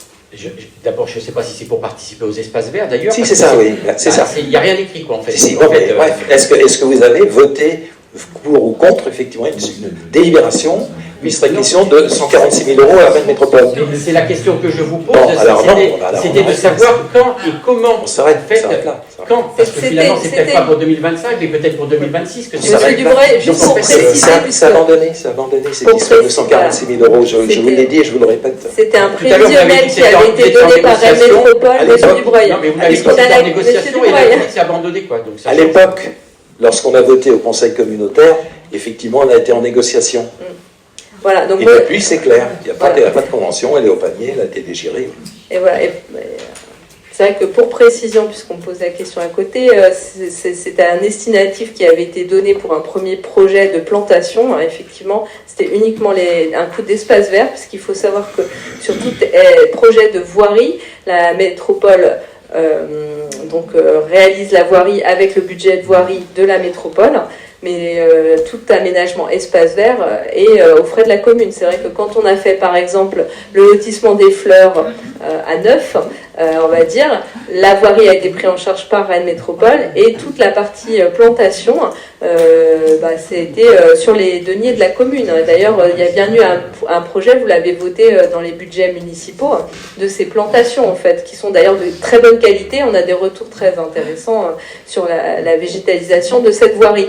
Donc c'est vrai que pour l'aménagement du trambus et avec le parking, il va y avoir des aménagements paysagers, mais c'est des aménagements qu'on a vus du coup en négociation avec Rennes Métropole, que nous ferons nous en régie, et certains aménagements dont j'ai pu mentionner les terre-pleins centraux, nous avons refusé de les faire.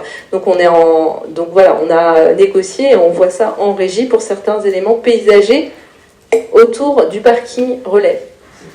Enfin, voilà, effectivement, c'était ça qu'il fallait dire dès le début. En fait, on voit que sur ce projet, finalement, votre communication est encore nébuleuse, quoi. Donc, on ne sait pas. Je ne sais pas si vous faites attention à ce qu'on vous dit, Monsieur Dubreuil. Écoutez, il y a eu c'est quand même excessivement clair. Je suis désolé. Là, en C'est commission, excessivement ça n'a pas clair. été abordé. Donc, ça n'a pas été abordé puisque lorsque ça a été abordé en commission, je sais plus au conseil municipal, vous avez parlé de 146 000 euros, on vous a dit qu'effectivement, moi je vous ai dit que la convention ne serait jamais signée et qu'on ne paiera pas. Après, il y a des règles, parce qu'on était effectivement en négociation avec Rennes Métropole pour comprendre déjà ce que c'était, parce que c'est arrivé à la page 34 ou 35, après le T1, le T2, le T3, le T4, et on n'avait jamais eu une réunion financière là-dessus.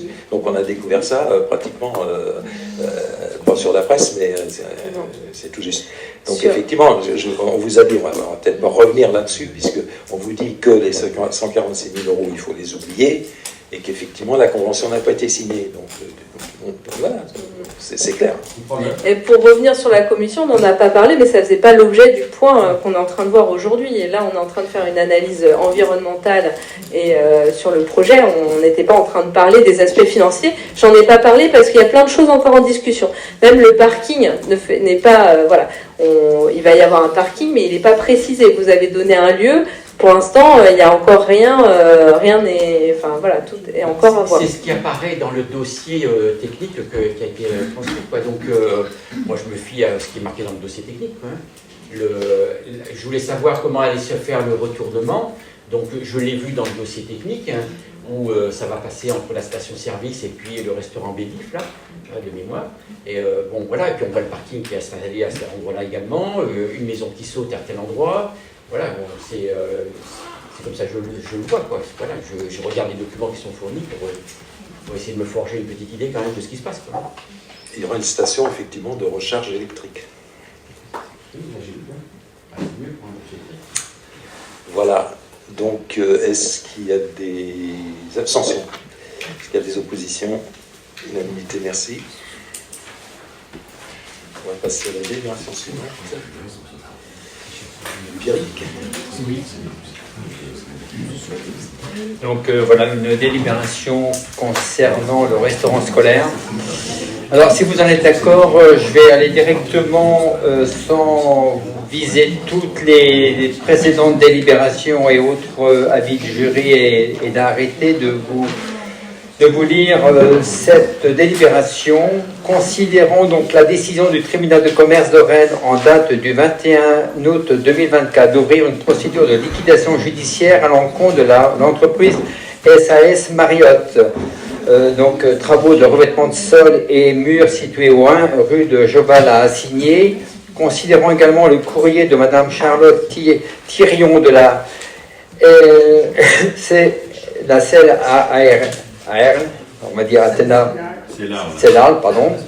Athéna, le mandataire judiciaire, désigné par le tribunal de commerce en fonction de liquidateur, nous informant de ne pas poursuivre le contrat nous liant à l'entreprise Marriott, qui s'est vu attribuer le lot 13, sol souple, pour un montant de 34 700 hors taxes et 41 640 TTC. Donc c'est une entreprise qui a déposé le bilan, en fait. Considérant que le code de la commande publique permet de sélectionner une nouvelle entreprise en consultation directe, c'est chose qui a été faite par le groupement Faber, sans avoir besoin de réaliser un nouvel appel d'offres pour ce lot. Considérant la proposition de l'entreprise SMAP Peinture Ravalement Sol, qui est donc basée à Cesson-Sévigné, pour un montant un peu supérieur de 36 500 hors taxes, 43 800 TTC, soit une plus-value en TTC de 2160 et en hors taxes de 1800 €. Sachant aussi que ce prix a été négocié également. Il faut savoir qu'il y a eu une petite négociation de fait aussi sur ce tarif. Donc, il vous est proposé de retenir la proposition justement d'entreprise SMAP, donc pour poursuivre ce revêtement en sol souple. Donc, ça va intervenir à la fin de chantier, plutôt. 36 500 hors taxes, 43 800 TTC, et de lui attribuer le lot numéro 13 en sol souple. Avez-vous des questions?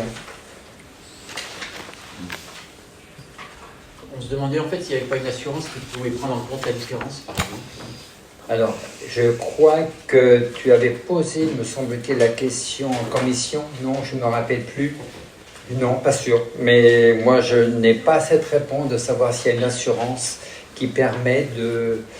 Je n'ai pas le sentiment. En tous les cas, j'ai un théo. C'est une entreprise qui dépose son bilan et qui est mise en liquidation judiciaire, donc il n'y a pas de recours possible.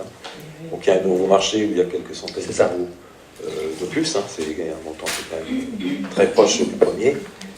Et une entreprise qui a fait ses preuves au niveau de la qualité aussi de son travail. On peut déjà s'estimer... Mais il n'y a pas d'assurance dans ce cas. Voilà. De s'estimer heureux quand même de voir un groupement Faber qui quand même est assez réactif et qui a pu tout de suite nous proposer une nouvelle entreprise pour réaliser les travaux aussi. Bon, ils utilisent bien sûr leur contact et leur réseau, mais c'est quand même bien d'avoir cette réactivité dans un chantier comme ça. Voilà. Est-ce que tout le monde participe au vote? Est-ce qu'il y a des abstentions? Unanimité, je vous remercie. Alors l'autre délibération à prendre, c'est concernant une parcelle qui se trouve au Sapin Vert, parcelle AD 116. Donc le portage de la maison du Sapin Vert, c'est une petite maison qui se trouve au cœur du Sapin Vert, je ne sais pas si vous la voyez à peu près. Hein. Il y a voilà, on vous projette la carte, c'est plus facile. Donc cette parcelle qui fait l'objet de la délibération, c'est celle qui est colorée là, en rose. Donc cette maison qui se trouve juste au-dessus, hein, au nord de cette parcelle, cette maison est portée par Métropole et ce portage arrive à échéance le 30 juin 2025. La commune a sollicité le bailleur social Archipel Habitat pour le rachat du portage. Comme pour les pavillons des cyclamènes, vous savez, il y en a deux, deux, c'est bien ça, les cyclamènes situés à proximité directe. Archipel Habitat, qui est un bailleur social, a accepté à la condition que la commune puisse lui vendre la parcelle communale enherbée que vous voyez affichée là-bas, à l'écran, séparant la maison du Sapin Vert des pavillons des cyclamènes, afin de constituer une seule et unie assiette foncière.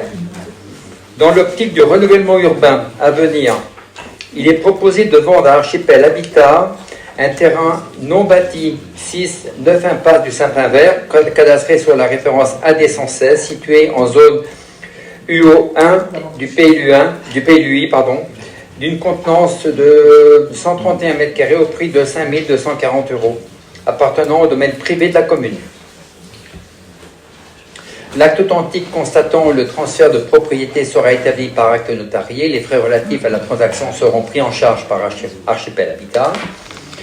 La présente transaction nécessite la saisine de l'autorité compétente de l'État. L'avis du pôle d'évaluation domaniale définissant le montant de la vente a été rendu donc le 28 février dernier. C'est là-dessus qu'on s'est appuyé pour vous proposer ce prix de 5 240 €. Archipel Habitat, bailleur social, je crois qu'ils ont d'autres opérations sur la commune, il me semble bien. Archipel Habitat pourra très bien, dans le cadre du renouvellement urbain, disons, avoir la possibilité de construire du logement, mais pas nécessairement au Sapin Vert. Les possibilités de construction ne sont pas attachées en tant que telles aux biens qu'ils ont acquis ou qu'ils vont acquérir. Hein, c'est bien ça, il faut bien l'avoir en tête.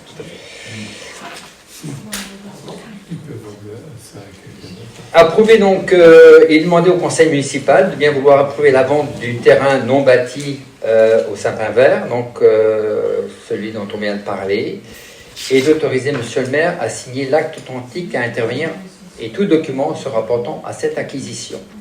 Avez-vous des questions? Moi j'en ai une idiote. Archipel va acheter donc cette bande de terrain, là, 40 € le mètre carré, je crois. 40 € là, c'est ça. C'est à 40 € le mètre carré. Oui, vous dites qu'ils ne sont pas obligés de construire à cet endroit-là, à l'endroit des acquisitions qu'ils viennent d'acquérir. C'est ça. On parle de logements sociaux. Ma question est suivante, est-ce qu'ils ont le droit de revendre ça en parcelle à des privés? Non, c'est blindé là. Effectivement, le but, c'est qu'ils préemptent effectivement ce bien et que ce soit vendu après dans le cadre de la ZAC multisite, effectivement. Oui, mais ils le revendent 40 € le mètre carré? Ils le revendront, tu peux. Non, mais c'est une question. Ok, ils revendront au même prix. Au même prix. Et avec les frais qu'ils peuvent supporter, parce qu'il y a bien sûr. Ok, les frais notariés, bien sûr, il y a des. Mais quand on voit le prix du mètre carré à Vezin. Il y a l'équivalent des frais effectivement de portage, puisque avant tout, nous, Ce qu'on veut, c'est justement le sapin vert. Hein. C'est ce qu'on disait tout à l'heure. C'est ce dont on a parlé tout à l'heure. Mais ce qui m'inquiète, c'est qu'ils achètent ça 40 € le mètre carré et qu'avec un tour de, je vais appeler ça passe-passe, hein, on va le revendre 150 ou 200 € le mètre carré. C'est un bailleur social, hein, Archipel Habitat. Oui, mais il n'est pas émis de son porte-monnaie non plus. Non, mais c'est un bailleur social. Dans quel but ils achètent? Oui. Parce qu'on demande. Ils vont acheter. C'est un partenaire Archipel Habitat. Voilà. C'est un bailleur social, effectivement. C'est le pacte de préférence. Pardon? Oui, ce sera comment dirais-je, un interlocuteur, si vous voulez, c'est un partenaire. Acteur, voilà, c'est un partenaire dans le cadre de la ZAC ici, voilà, bien sûr. Dans le cadre de la ZAC. C'est pas ça juste pour on est acheter. sûr qu'il est lié et qu'il est obligé de revendre ça pour faire des bâtiments sociaux. Moi, j'en suis pas sûr.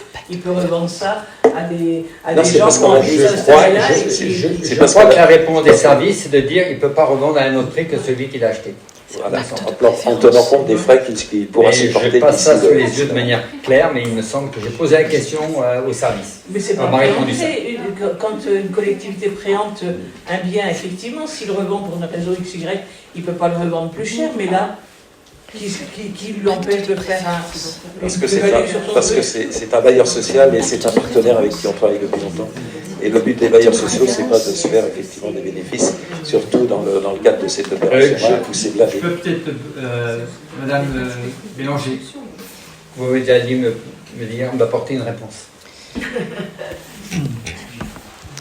Pour préciser, comme ça avait été précédemment fait dans le cadre de l'achat sur les deux autres biens, rue des Cyclamènes, donc par acte notarié, il va y avoir un pacte de préférence qui va être également avec la maison du Saint-Paveur précisé, qui conditionne les engagements qu'Archipel Habitat prend, c'est-à-dire d'avoir une pacte de préférence pour revendre avec les conditions de portage à la commune en priorité. La commune peut ensuite à ce moment-là choisir de ne pas donner suite, mais en fait c'est la commune qui sera prioritaire sur le rachat de ces maisons et de ce terrain et de cette bande de terrain.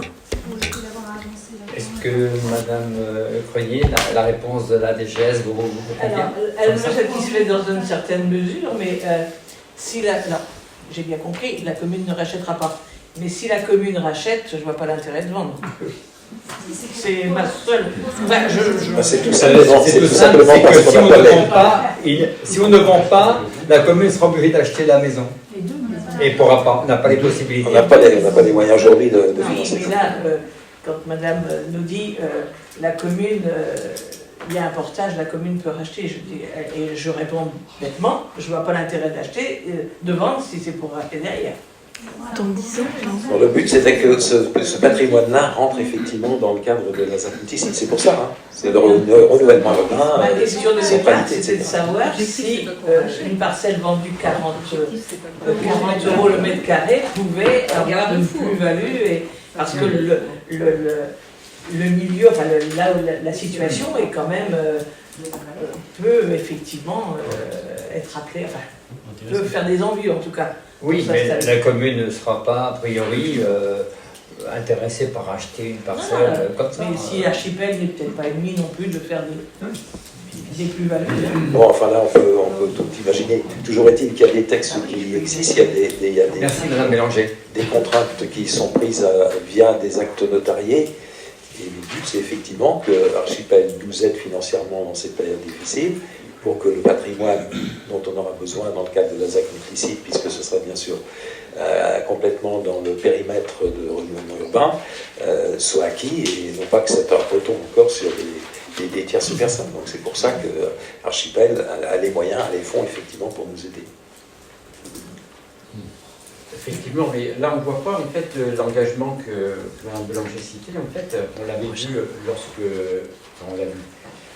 Pour les autres maisons en fait qui sont devant, en fait, on avait vu cet engagement de revendre prioritairement en fait à des uns, ou dans le cas au bailleur peut-être à l'aménageur en fait pour la ZAC-Multisite. Là en fait dans l'acte notarié c'est pas écrit, en fait il n'y a rien d'écrit. Enfin, on ne parle pas d'une maison, on parle d'une bande de terrain effectivement, espace vert. Mais là en fait de ce que, si j'ai bien compris ce que disait Madame Bélanger, en fait, c'est que cette bande de terrain, elle sera revendue prioritairement, en fait, à Vézin, ou à l'aménageur dans le cadre de la ZAC multisite. Ah bah oui, dans l'intégralité de ce... L'acte de vente tel que vous nous l'avez présenté, vous donnez en fait avec le document du conseil municipal, en fait, ne mentionne pas en fait cette obligation. Mais non, mais il ne pourra pas, la vente ne pourra pas être détachée des autres propriétés. Comment voulez-vous envisager que la personne va investir et va créer sur ces bandes de terrain linéaires un bien à ce niveau-là? Non, mais en fait, ce qui se passe, c'est que finalement, tout va être intégré, en fait, cette partie-là, en fait, les deux maisons 1 et 3 sur le Décyclamène, le sapin vert, tout ça va être intégré dans la ZAC multisite à venir. Donc, qu'il y ait cette bande de terrain qui soit vendue à Archipel ou pas, ça ne change rien, pas grand-chose au problème, en fait. Elle ne coûte rien à la commune aujourd'hui, à part le passage de son devis, puisqu'on a une période de la il n'y a pas longtemps, quoi. Et pour Archipel Habitat, qui a les deux maisons devant et puis il y aura celle de derrière, l'impasse du sapin vert, ça ne change rien non plus pour la location sur le coup, quoi. Donc, on ne comprend pas très bien leur exigence en fait d'acheter cette bande de terrain. À l'avenir, ça leur fait un espace plus grand et ils peuvent le revendre peut-être. Oui, mais ça sera tout sera revendu après à l'aménageur. Donc c'est bien lui qui en fera ce qu'il pensera et qui pensera. J'espère en fait que la commune sera un peu plus partie prenante que dans ce qui existe aujourd'hui, mais qui donnera un avis en fait sur comment utiliser ces bandes de terrain qui sont là. Le fait que Archipel Habitat veuille acheter cette parcelle, c'est marqué dans la délibération, ils veulent constituer une seule et unie assiette foncière. Et quand on fait une demande de permis de construire ou d'aménagement de permis de construire, c'est bien plus simple. J'entends bien, mais là, c'est pas maintenant qu'il faut faire quelque chose. Bien, je crois qu'on a fait le tour on a entendu effectivement le questionnement. Est-ce que tout le monde participe au vote? Est-ce qu'il y a de l'abstention? Merci, unanimité.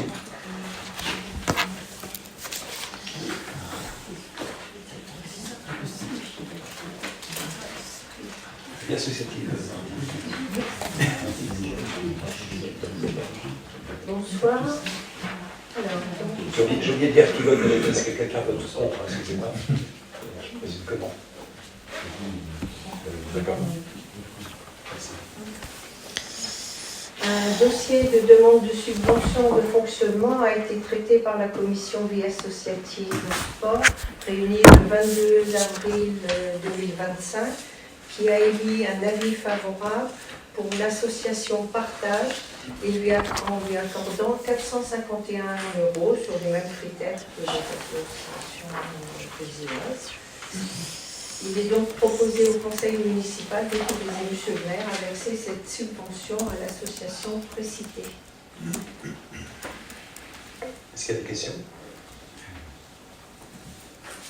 Les abstentions, vote contre? Merci. 4 dossiers de demande de subvention exceptionnelle ont obtenu un avis favorable de la commission vie associative sport, toujours réunie le 22 avril 2025. L'association d'ASV section basket qui sollicitait le financement d'une formation diplômante de coach pour un montant de 150 €. Je vous les cite tous, hein, on va faire aucun... La gymnastique volontaire pour l'animation des 50 ans de l'association, 140 €. Les Champs Bleus pour l'achat d'une tondeuse pour le jardin partagé des Champs Bleus, d'un montant de 350 €. Et l'ASV Badminton, Club Photo Vidéo. Alors, Club Photo Vidéo, je ne sais pas si c'est... Vous allez être en trop, là. Non, ça c'est un... Ça n'a rien à voir. Ça n'a rien à voir. Non. Excusez-nous. L'ASV Badminton, je lis bêtement, 1 500 € pour la participation à l'achat d'une machine à corder, les raquettes, soit un total de 2 140 €. Il est donc proposé au conseil municipal d'autoriser M. le maire à verser ces subventions exceptionnelles aux associations précitées. Est-ce que vous avez des questions? Alors, parce que 150, là on dit financement d'une formation diplômante. Je pense que c'est une formation certifiante. Parce que les diplômantes, c'est plus 10 000 € à les formations. Je pense que là, mais c'est une précision, hein, ça ne change rien à la formation du coach. Hein, mais c'est pas diplômant, c'est certifiant, c'est pas pareil. Je demanderai des précisions parce que je n'ai pas l'info. Ah oui. Et la gymnastique volontaire, 140 €, c'est parce que moi je suis d'accord avec ça, mais c'est pas une bonne question parce que ils fêtent leurs 50 ans de l'association, mais ils vont faire quoi de ces 140 € là? C'est pour payer la journée. Oui, mais qu'est-ce qu'ils payent dans cette journée-là? Eh bien, il y a l'organisation, déjà, ils reçoivent le président du comité départemental. Ils vont organiser, ils vont payer le coach pour... ils payent une coach, c'est pas seulement pour faire la fête. Non, parce que le coach va faire une animation et c'est lui qui sera rémunéré.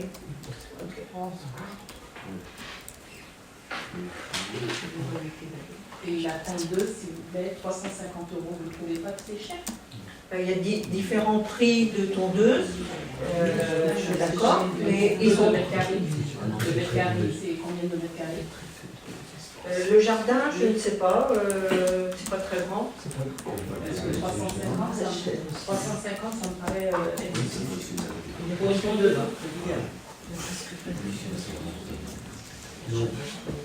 C'est pas l'achat, hein, le global. C'est parce que ils l'ont acheté, enfin, c'est avec un professionnel. Hein, et puis, des fois, de mettre moins cher dans le matériel et qui tombe facilement en panne. Et puis quelque chose qui soit facile d'utilisation pour, comme ce sont des bénévoles qui s'en servent, il faut que ce soit aussi facile d'utilité. Il ne faut pas que ce soit qui tombe en panne dès qu'on a envie de mettre. C'est vrai que comme ça, mais bon.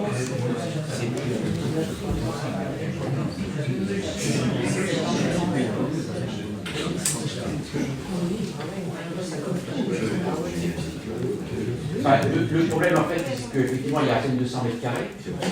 On est sur un jardin partagé, donc qui est censé a priori être cultivé. Donc il y a de la course, c'est logique. C'est pas tout à fait l'objectif, je pense, attendu de ce jardin partagé. Surtout que si on veut faire la fête et profiter un peu de verdure et de pelouse, en fait, il y a des tables de pique à côté. Voilà. Oui, mais... Et là, comme 350 € pour une tondeuse, ça c'est ce que vous versez. Le devis était presque à 560. Ça fait une tondeuse de compétition, quoi. Hein. C'est un tracteur, on va le temps de monter dessus, faire le micro.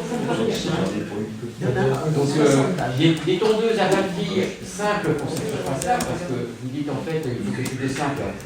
Une tondeuse pour les particuliers, ça suffit amplement. Il y en a à batterie à partir de 160 €. Donc, je pense qu'il faut relativiser un petit peu les et de marques tondables, en fait. Hein, c'est pas sur batterie, c'est plus cher. 260 € à batterie. Sur batterie? Sur batterie, il y a 260 €. Donc des questions pratiques, est-ce qu'ils ont branché? Non, sur batterie.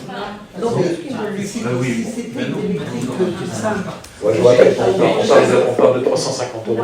Mais de toute façon, des champs bleus demandent très très peu de subventions. Et quand même, dans la chose en question, c'est que derrière, il y a la question de l'entretien global de la tondeuse. Donc, je ne sais pas qui c'est qui fait, qui c'est qui l'avait chez lui. Qui assure cet entretien. La demande a été faite par M. Poupard. Bon, enfin, soit, il y a ça. Ça, c'est une chose par rapport à cette tondeuse, c'est quand même un peu dommage. Je trouve que c'est plus grave vis-à-vis de l'ASB Badminton qu'en fait, on se retrouve avec l'achat d'une machine accordée. Alors, donc, la subvention est à 1 500 €. Le montant de la machine est à 2 000 €. C'est une machine d'occasion. Donc, on ne sait pas la garantie qu'on aura derrière, que ça fonctionne bien, qui pourra réparer derrière. Et puis, quand on regarde le matériel neuf aujourd'hui, qui qui est vendu chez des spécialistes, en fait, on est aux alentours de 500 €. Quoi. Non, Voilà. non, Et non, donc, c'est un problème de qualité. Non, non, ouais, je c'est un problème de qualité, quoi. Mais là, on est sur un achat d'occasion. L'occasion, la qualité, hein, est-ce que derrière ça va fonctionner ou pas, on peut s'interroger. Et surtout, finalement, parce que c'est un investissement important, donc je ne doute pas en fait de la qualité des joueurs de badminton, quoi, hein. Mais par contre, peut-être qu'on aurait pu se poser la question de savoir si ce n'est pas un investissement qui aurait pu être fait au travers de l'OSCOR, quoi. Et qu'avoir du coup un outil qui soit mis à disposition d'autres clubs de badminton, parce que l'investissement est onéreux. Et là, je pense qu'on aurait pu, vous auriez pu en fait vous interroger sur l'opportunité de partager cet investissement avec quelqu'un d'autre, quoi. Et avec le score en particulier, parce que je pense que ça rentre un petit peu dans leur corde. C'est très compliqué d'avoir du matériel comme ça. De travailler en fait là-dessus. C'est très compliqué d'avoir ce type de matériel qui est quand même délicat d'utilisation, puisque ce sont des coachs, sauf de ma part, qui l'utilisent. Enfin, 2000 €, c'est un matériel compliqué, je pense, quoi. Donc il va nécessiter sans doute une formation en plus, quoi. Non, mais on a regardé les prix, hein. On a regardé les prix, et effectivement, du matériel professionnel. Il y en avait aussi qui était... Et puis ils ont choisi ce modèle-là parce que le coach qui est dans l'association actuelle à Vezin connaît le fonctionnement pour border les raquettes, et c'est lui qui va former les autres adhérents pour que chacun puisse, le moment besoin, s'ils ont besoin, qu'ils puissent intervenir pour le faire. Une machine à ce prix-là, il ne faut pas mettre tout le monde à s'en servir, hein. Bah, si la personne est formée... Ouais, enfin, si tout le monde est formé, c'est la porte ouverte à un problème. On peut faire confiance à l'association pour en prendre soin. Je ne sais pas, c'est un commentaire. Hein. Oui. En général, les matériels qui sont chers, on partage, il faut avoir quelqu'un de bien formé, qui 2-3 personnes qui l'utilisent, et après les autres, ils viennent, ils apportent leur requête, et ils repartent avec. Il ne faut pas que tout le monde s'en serve. Et jusque-là, comment ça se passait quand il y avait cette machine là? Sans la machine, ils vont chez un professionnel, il faut déposer la raquette, attendre le délai, payer parce que c'est plus cher, c'est jusqu'à 40 € pour le faire. Alors là, alors la première année, ça leur coûtera par l'association une trentaine d'euros à peu près, mais au fur et à mesure, ils auront que quand ils comptent les 30 €, c'est avec la valeur de la machine. Et après, au fur et à mesure, ce sera juste le cordage qui coûtera. Donc c'est quelques dizaines d'euros, c'est tout. Hein. Parce que moi, j'ai mes enfants qui ont fait du badminton, du tennis. En général, ils achetaient leur matériel. En général, il fallait venir avec la raquette. Hein. Donc ça, mis à part quelques raquettes peut-être à disposition, mais en général, on fait l'achat. Enfin, c'est les parents qui font l'achat du matériel. Donc moi, j'ai du mal à comprendre un petit peu. Moi, je trouve ça incompréhensible. Oui. Alors, moi, j'ai joué au moins 5 ans au badminton. Oui, mais là c'est le cas. Hein. Et au tennis, quand je leur ai dit ça, eux rêveraient d'avoir ça parce que. Mais pour le tennis, ça coûte jusqu'à 10 000 € pour avoir la machine complète. Bon. S'il vous plaît, moi j'ai joué au moins 5 ans au badminton et j'ai joué dans 2 clubs différents. Il n'y a aucun club qui possède des machines à cordage. Les clubs, c'était Serre-Paul-Béer dans 2 sections des Serre-Paul-Béer.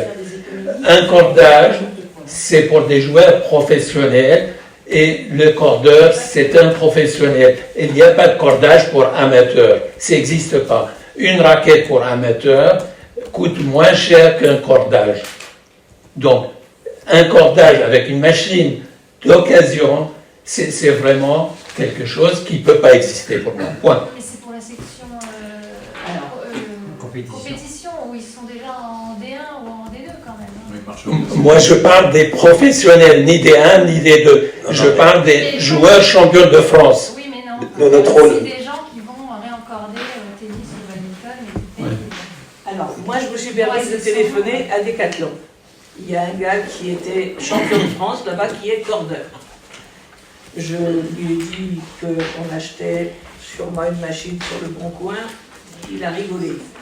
Il m'a dit, pour corder une raquette même d'amateur, il faut quand même, il y a de la résistance, un poids, un machin. Moi, c'est son truc, c'est pas le mien. Donc, je lui ai posé des questions. Il m'a dit, bah, écoutez, c'est bien, c'est la première fois que j'entends dire qu'un club achète une machine à corder. Et il m'a posé une autre question à laquelle je n'ai pas su lui répondre. Il m'a dit, vous avez quelqu'un qui sait corder, pourquoi pas, mais il restera combien de temps dans votre club? Non, mais il va former. Il va former. Mais il m'a dit aussi, je ne comprends pas votre position parce que c'est ce que je vous ai dit à la réunion, quand quelqu'un fait de la course, il s'achète ses tennis et personne ne lui remplace ses semelles. Là, ils ont des raquettes, on parle de remplacer le cordage, mais c'est leur loisir, c'est leur engagement à eux. Ils fournissent et ils entretiennent leur matériel. Mais ils payent leur cordage. Oui, mais ils payent leur cordage. Mais je suis d'accord avec vous. Alors, chez Decathlon, toujours la même histoire, parce que je n'ai pas de téléphone à 25. Pour lui, un cordage, c'est moins de 24 €. C'est 20 €. Et il dit, effectivement, il y a des joueurs qui peuvent avoir besoin de corder leur raquette tous les 15 jours, toutes les semaines quand ils jouent à haut niveau. Mais il dit, il y a des gens qui ne cordent pas leur raquette de l'année. Alors c'est vrai que là, c'est très compliqué. Actuellement, ils payent 29 €, donc 24 ou 29, c'est pas la même boutique peut-être, et que on leur a demandé pour Avenir 42 € à la place des 29 €. C'est pour ça que lui, il est très surpris par cette annonce de prix. Après, il me dit, oui, effectivement, mais voilà. Mais ce qui le surprend, lui, c'est que ce soit une cordeuse d'occasion achetée sur le bon coin. Alors lui, il m'a dit, là, c'est quand même assez curieux comme situation. Alors, voilà, moi je vous dis aujourd'hui, mais c'est une entreprise. C'est un ancien joueur de professionnel, il est cordeur chez Decathlon, je n'ai rien à cacher. Je lui ai posé la question. Voilà. C'est aussi l'achat qui a été vu par l'ASV Badminton est fait aussi par un professionnel du métier, du sport, qui vend sur le Bon Coin pour vendre son matériel, mais c'est quand même un professionnel. Donc il garantit la bonne marche. Je garantis on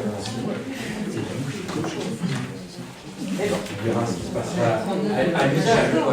N'empêche que monsieur Jban tout à l'heure nous parlait de faire des économies, de rechercher toutes les pistes d'économie. Peut-être que là on aurait pu s'économiser 1500 €. Bon, on a aussi une obligation quand même de satisfaire les associations lorsqu'elles ont ce type de projet, surtout lorsque ce sont des associations qui ont de très bons résultats. On peut s'interroger sur oui, mais ils sont pas. Ils demandent rarement quelque chose. Mais en fait, moi, je m'aperçois qu'à chaque fois, on se bataille pour les subventions. En fait, vous avez déjà fait un peu l'accord. C'est juste à titre, voilà, juste pour nous dire, voilà, ça va être comme ça, on va voter. De toute façon, c'est déjà acté. Et à chaque fois, c'est pareil. Moi, je suis désolée, moi, ça me pose problème. L'achat de la tondeuse à 350 €. Moi, à ce moment-là, j'en veux bien une aussi, s'il vous plaît.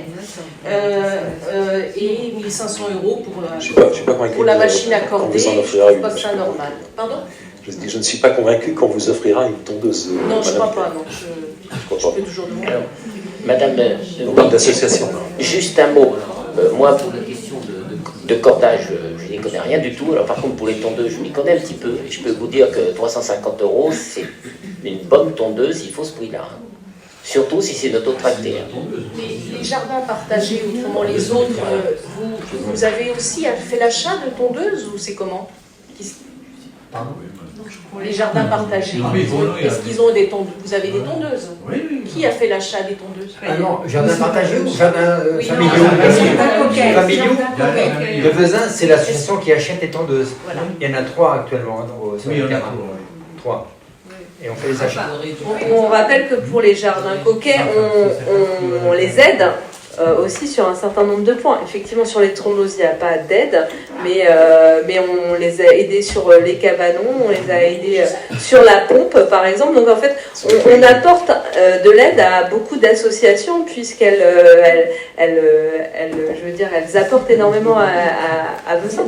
Donc en fait, là, pour l'instant, sur les jardins des Champs Bleus, il n'y avait jamais eu de demande, enfin, il n'y a pas eu de demande depuis très longtemps, en tout cas sur leur participation. Non, puis aux jardins familiaux, chacun des jardiniers participe, cotise pour sa parcelle, donc ça donne aussi un moyen, des fonds pour acheter le matériel, alors que les jardins partagés, c'est vraiment que la mairie qui gère cette parcelle. Mais on a quand même aidé les jardins coquets largement, puisqu'on leur a aussi apporté des aides sur la pompe. Je veux dire, on a quand même apporté quelque chose. Le puits, voilà, pour le puits. Donc chaque association fait ses propres demandes. Le badminton, a fait cette demande. Ils demandent rarement des subventions de notre part. Et je pense que voilà, ils sont tout à fait conscients de l'investissement important, mais on leur fera part de votre avis sur le sujet, évidemment, puisque c'est politiquement que vous allez voter contre cette demande de subvention. Voilà, on a entendu votre argumentaire. Vous êtes en train de dire que ça n'a aucun intérêt, donc on leur passera le message. Je ne vais pas voter contre, dans la mesure où vous avez mis tout l'ensemble. Vous n'êtes pas d'accord. Non, c'est pas tout à fait comme ça qu'il faut voir les choses quand même. Les associations font le travail, effectivement, il faut les soutenir. Moi, je suis la première à voter pour les associations et pour les subventions. Après, rien n'empêche, en dehors des gens qui n'étaient pas à la commission, d'avoir un avis. Et c'est pas faire injure à qui que ce soit que de donner un avis. On est d'accord, moi, l'histoire de la cordeuse, je me suis renseignée après la commission, je ne le connaissais pas avant, ce sujet-là. Et moi, ça me pose problème, je me pose des questions, j'essaye d'y trouver des réponses. Si tu n'es pas d'accord avec le fait qu'on aille chercher des réponses ou des avis, je ne vois pas l'intérêt de siéger dans une collectivité. On a tous des avis différents, ce n'est pas parce qu'on est d'avis différents qu'on va se taper dessus et qu'on est plus idiots les uns que les autres. On discute autour d'une table, point. Après, la finalité est la même. Je vois des gens qui opinent du chef en me disant bah oui, t'as raison, t'as tort. Mais je ne suis pas là pour taper sur qui que ce soit, je suis juste là pour émettre un avis. Après, on est d'accord. Ça n'a jamais été remis en cause, ça, madame le premier. Non, mais la serre des jardins partagés, c'est quand même bien la collectivité qui a mis la main à la poche il y a quelques années. Mais moi, ce qui m'étonne du jardin partagé, mais je comprends.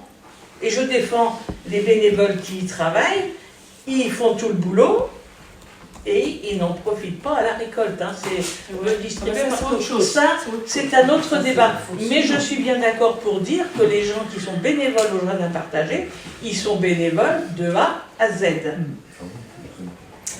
Après, effectivement, du bon matériel, c'est bien aussi donc, de pouvoir... ça me paraît lourd. Oui, mais il y a 200 mètres carrés, c'est tout, c'est pas le problème. Après, on peut discuter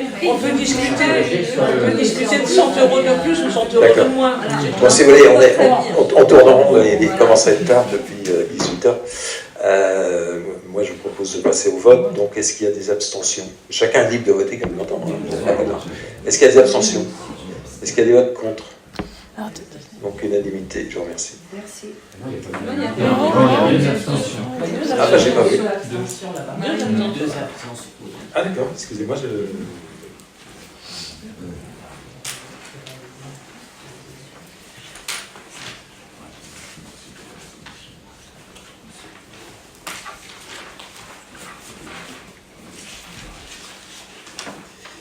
Ok, je vous remercie. Il reste Bouchera.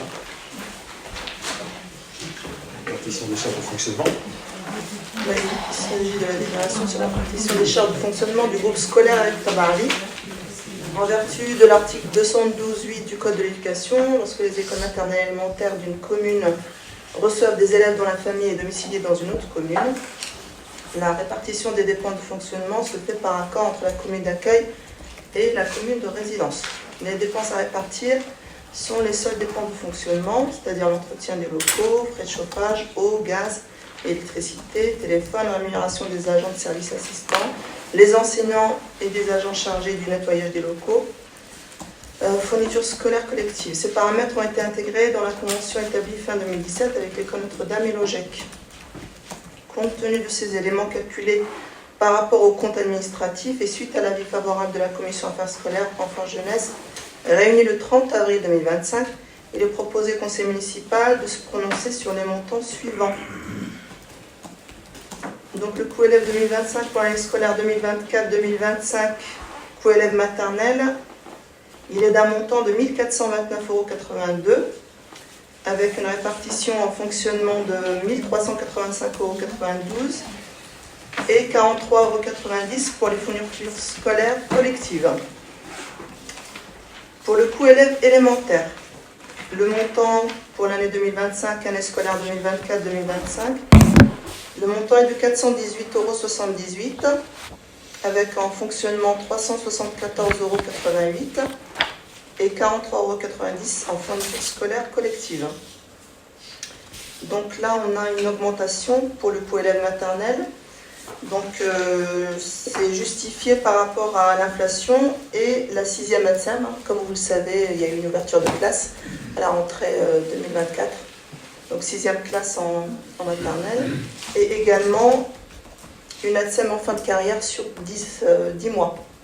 Donc le salaire est plus élevé, donc c'est ce qui explique cette augmentation. Et également pour le coût élève élémentaire, là c'est justifié par l'inflation. Voilà. Est-ce que vous avez des questions? Les autres totaux sont fautes de... Oui, j'ai vu ça. Ouais, j'ai vu ça récemment. Par contre, les totaux pour 2025, ils sont bons. Oui, tout à fait. Donc je sais que, oui, je l'ai vu là récemment, donc je vais demander au service de changer les montants. Au niveau du coût élève élémentaire. Tout à fait. Oui, j'ai vu ça. Mais c'est une copie, ce sera changé. De 2021 à 2024. Oui, en effet, 2024. Oui. Il y a eu dû y avoir un petit décalage, je ne sais pas ce qui s'est passé, mais en tout cas, oui, c'est vrai que les montants, quand on additionne fonctionnement et fourniture scolaire, on ne tombe pas sur le total. Merci. Est-ce qu'il y a d'autres questions? On a des abstentions? Des votes contre? Unanimité, je vous remercie. Sauf erreur de ma part, on a dû, entre guillemets, épuiser l'ordre du jour. Je vais vous faire part donc, des décisions prises par délégation. On parle toujours effectivement des décisions prises en matière de délivrance et de reprise de concession, dans le cadre du cimetière. Donc il y a eu un achat, une reprise de concession le 1er avril, un achat le 1er avril 2025, dans le carré P et Laurent 3. Et on n'en met plus de nom maintenant. Et l'ordre 804, acheté le 13 mai 2025 dans l'espace 3. Au niveau des communications prises en matière de procédures contentieuses, on a eu un remboursement suite aux dégâts causés par un véhicule en particulier contre un coffret gaz. Le montant du remboursement, donc, en TTC, est de 2 300,81 € qui a été remboursé le 7 mai 2025. Donc, bien sûr, c'est le groupe AVA qui rembourse, mais c'est dans un premier temps la commune qui a payé la remise en état de ce coffret.